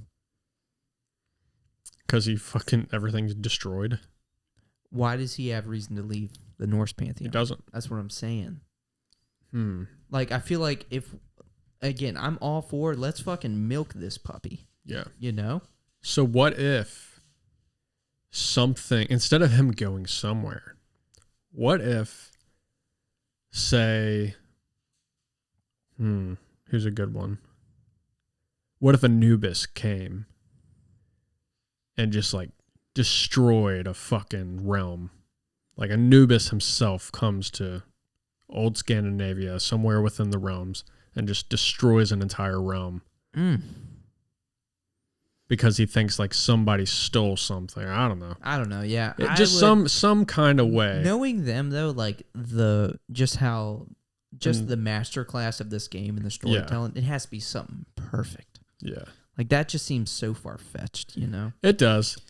I'm just throwing something out there like, hey, what if they come here and then they leave and Kratos is like, fuck that. And then he finds his way. I could see the rift being like that glimpse into another pantheon, but again, like why would he need to unless listen to this. So like he's pretty good right now, you know, he's like, I let go. My boy, he has goals, he has things he wants to do. Like, I'm going to let him do that. I have a few things I want to tie up, but, like, I'm good. No stress, no worry on my shoulder. No one's trying to kill me. But what if Atreus is the one who gets curious and goes into the rift, then making Kratos pursue him? True. You know? Like, maybe Angerboda, Atreus, like, is just so, like, curious. Maybe there's some reason. I don't know. But, like, he puts on the mask, just gets, like, sucked in or whatever. Angerboda's there with them. But she's like, oh, no, I got to find Kratos. I got to tell your father about this. Yeah. He's got to help you, you know. I could see that. That would give him reason, because that's what we're lacking. We're missing the reason for him to leave. Why would he leave if, like, things are good here, you know? And I think that would be reason enough. Yeah. True. And then I think if something like that were to happen, I would hope that you can't even get to Atreus until the end. Yeah. Yeah. Because I like Atreus. I like playing with Atreus, yeah. But I think it would just be cool to play as Kratos, just Kratos again, or another ally. Because the ally system has worked great. The ally system is really cool. Yeah. I like having like square. Mm-hmm. I can hold square for like the special. Like that's very helpful. Yeah. But I agree. I didn't agree at first, but I had a thought. I love the driving force of. That's one of the reasons I love this game so much is because like you have the driving force of like, you know, like with the fight with Thor with Heimdall, like don't mention my son. Yeah. You know? And that's when he gets pissed. Mm-hmm. So if like something's happened to Atreus, you know, that driving force of like, I gotta save my son. Mm-hmm. Like I love that. I fucking love that. I do too. But yeah, that'd be my answer for what's in the Rift. What do you think is in the Rift? Yeah, I don't know, man. Well, I answered both of those questions, so you still got 2. I'm just saying that was a good answer. Good luck. Yeah. What was in the Rift? He said, what did Odin say? Like life or I just thought he was like the truth of everything. Yeah, just like God is basically essentially this rift. Yeah. It's like everything came from this. Yeah. Or everything is this. What that is, I have no fucking clue. So I just kind of put that in there as like a rhetorical question. No guesses, though? I I feel like how would you even come up with a guess? mm-hmm. I mean, the Pantheon, like I could see that just in the direction of the game where the game could be. But other than that, I don't know what it could be. Like, could you even come up with another answer? What was actually in the rift? Was it like that kind of rift? That's so lame. That's so lame, Robert. Come on, you're better than that. Yeah. I don't know. I feel like if I was to come up with something else, it would be like some like cliche, like the ultimate boss that would lead you to where the ultimate final boss is. A Twinkie. A Twinkie? Yeah. A Twinkie? Yeah. You know, like the dessert, the cream-filled dessert. I don't know, man. It's gone. The rift's gone. Alrighty. There's nothing in the rift. Okay, so how does Kratos Oh, move to the I next know what's in the pantheon? rift. What? The mask. How does Kratos move to the next pantheon? I kind of answered this. Like something could come to Oh, that's what their you're pantheon. saying? Well, Oh, I mean, okay. that was just an option. Pretty but lame. I think, Well, the thing is, if Kratos can come to the Norse pantheon, why couldn't something else? yeah, You know? yeah. That is true. I mean, anything can come there, but what could get him away from there? That's like the main question, you know? Yeah. Because he's praised here. He fucking Mhm. saved the world, essentially. Mm-hmm. So why would he want to move? Right. So yeah, it would probably have to do with Atreus, or maybe another key character like Mimir, Sindri, Freya. But would he, I think he would. I think for Freya, he would. He would go to save somebody. I think Mimir, for whatever reason, I don't know what would happen to Mimir, but I think he definitely would for Mimir. But I think like the main thing for sure would just be Atreus in trouble. Yeah. I think that's like... But I want to best say answer. the reason, if it's not DLC, the reason Atreus is going off is so that they can separate the two for this next franchise, or not franchise, but next series in the franchise. Do you think Atreus would be getting his own thing? I don't know that for sure, but I wrote down here like DLC with Atreus, short game like Miles Morales, Spider-Man. Yeah. Like that was like it's still PS4 Spider-Man. Yeah. The Amazing Spider-Man, I think. But it's just a way shorter game with Miles Morales. Yeah. So I could definitely see them doing something like that. Could, just, could. you know. I mean, you already some have the giant mechanics storyline. for how Yeah, exactly. Atreus plays. Yeah. Which I will say, like, it was fun playing as Atreus, but there's nothing like being Kratos and just fucking... Not at all. And they would those weapons. like they have the mechanics. You would have to add a lot more. Just hitting shit with your bow, just like melee and shit. That was kind of lame. Yeah. Now, I loved his fucking rage. That was sick. Yeah, that was playing cool. as a wolf and shit. Yeah. But yeah, I don't know. I'm not sure. Hard to say. But that would be very different if we actually got like DLC. I know. Holy shit. That'd be the first one ever. Yeah. Yeah, that would be really sick. But yeah, I think that was just a way for them to separate the two. You could be onto something. Yeah. Perhaps. Maybe. Son of War. You never know. Huh. I'm just wondering if, like, the next time they're reunited, if I imagine, like, years will go by. You know, like, Atreus is, like, a man. Yeah. It could be. You know? I mean, definitely. That would be interesting. I almost picture, like, a Baldur physique. Yeah, You know, definitely. like, obviously he's not going to be fucking ripped. Yeah. But, like, a Baldur physique. I could see that. Give us that. Because that'd be really cool. Mm-hmm. Because, I mean, Baldur, obviously, is still strong as fuck. Fuck yeah, he was. Dude, yeah, that's what I'm saying. I can feel I don't feel anything. All right, so let's review this game. Let's wrap it up. All right. All right, you know what? Let me go first because like this is your franchise. All right. Is that fair? Yeah. Is that fair? This is your franchise. I just want to give you that last spotlight. Yeah. All right. Sure. So the way I was thinking about how I'm gonna put this, because I'm just gonna go ahead and say this game, easy, 10 out of 10, easy 10 out of 10. But like, there's 10 out of 10 games, and you can't stack this game with those games. Arceus. You know, like I am in love with Arceus. You know, Ashley, Kansas. If y'all listen, y'all know.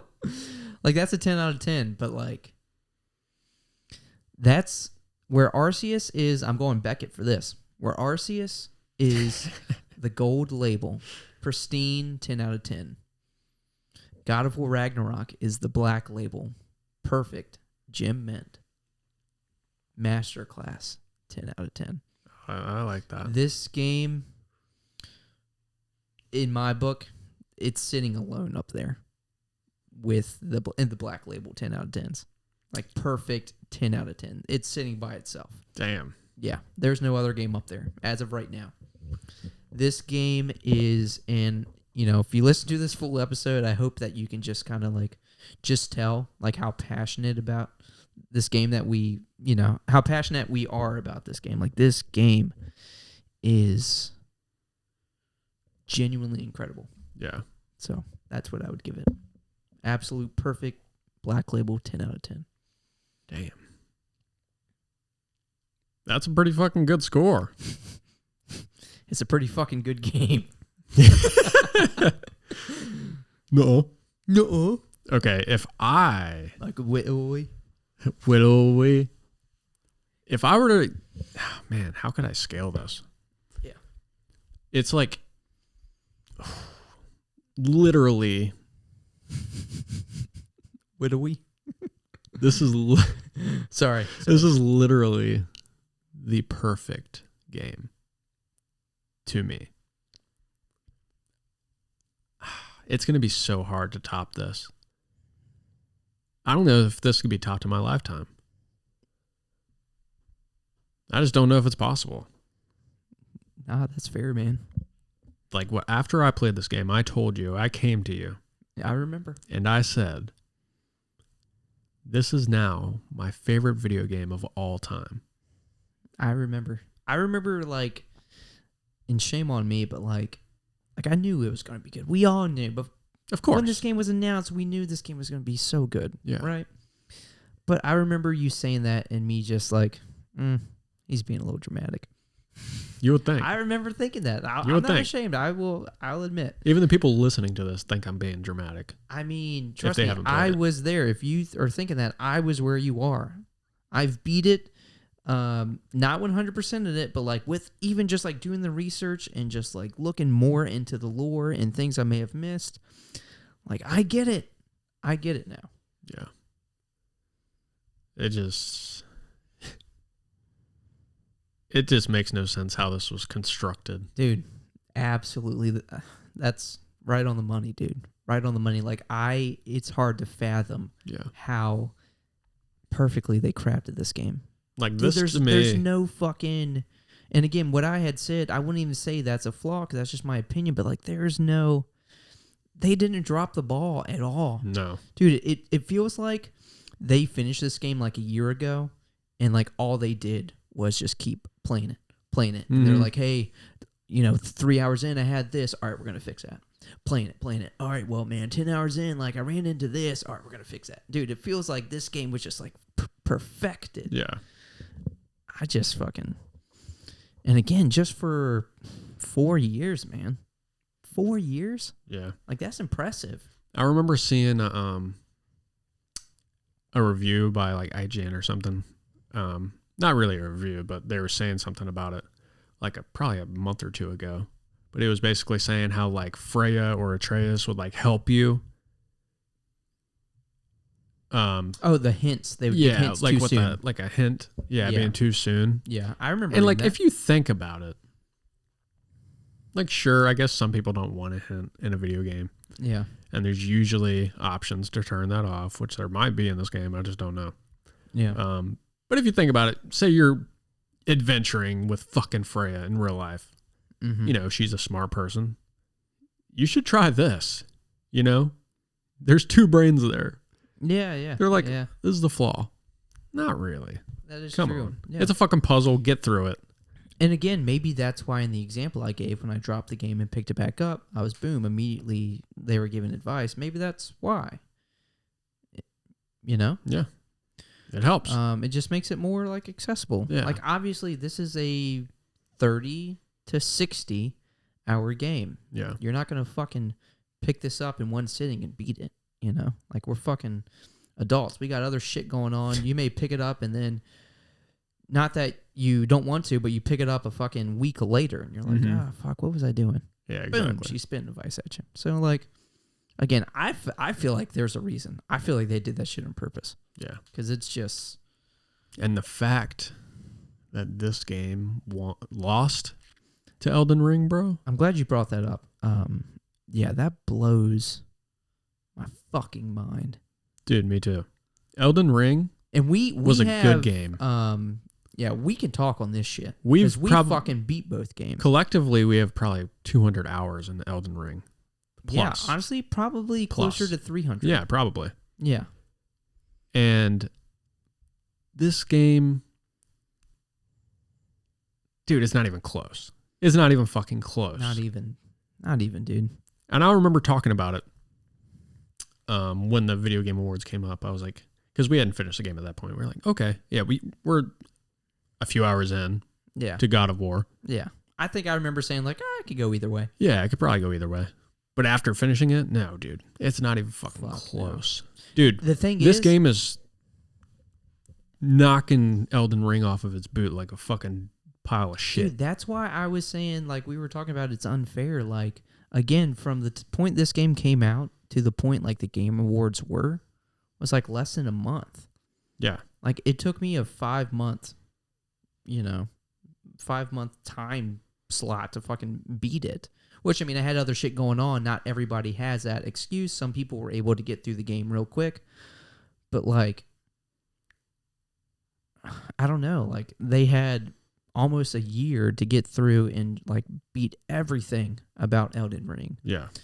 I bet it would be a very different story if we had, like, Elden Ring came out February, God of War came out March, and now we got this award show in December. Who won? Yeah. You know? Because, like, now everyone has had time to play it or play it again and 100% it. You know, like, we obviously didn't have that time. Yeah, this game, I feel like it needed to be released at like this point or forward in the year because you can get a PS5 now. You can get, I mean, this, I guess, came out on PS4 technically. Yeah. But, yeah, I don't know. The accessibility to Elden Ring was every system.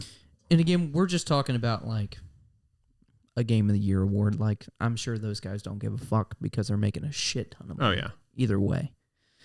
But still, like, rubs me the wrong way. Yeah, no, God of War Ragnarok was Game of the decade. Easily. Game of the decade. Honestly, I'll give you that one. Easily superior. Easily. You got anything else, though? That's it. Hold on. Did you truly give it a score?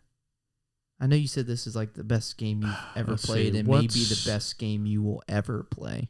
I'll give this a, let's see, out of like bronze, silver, gold, I'll give this diamond.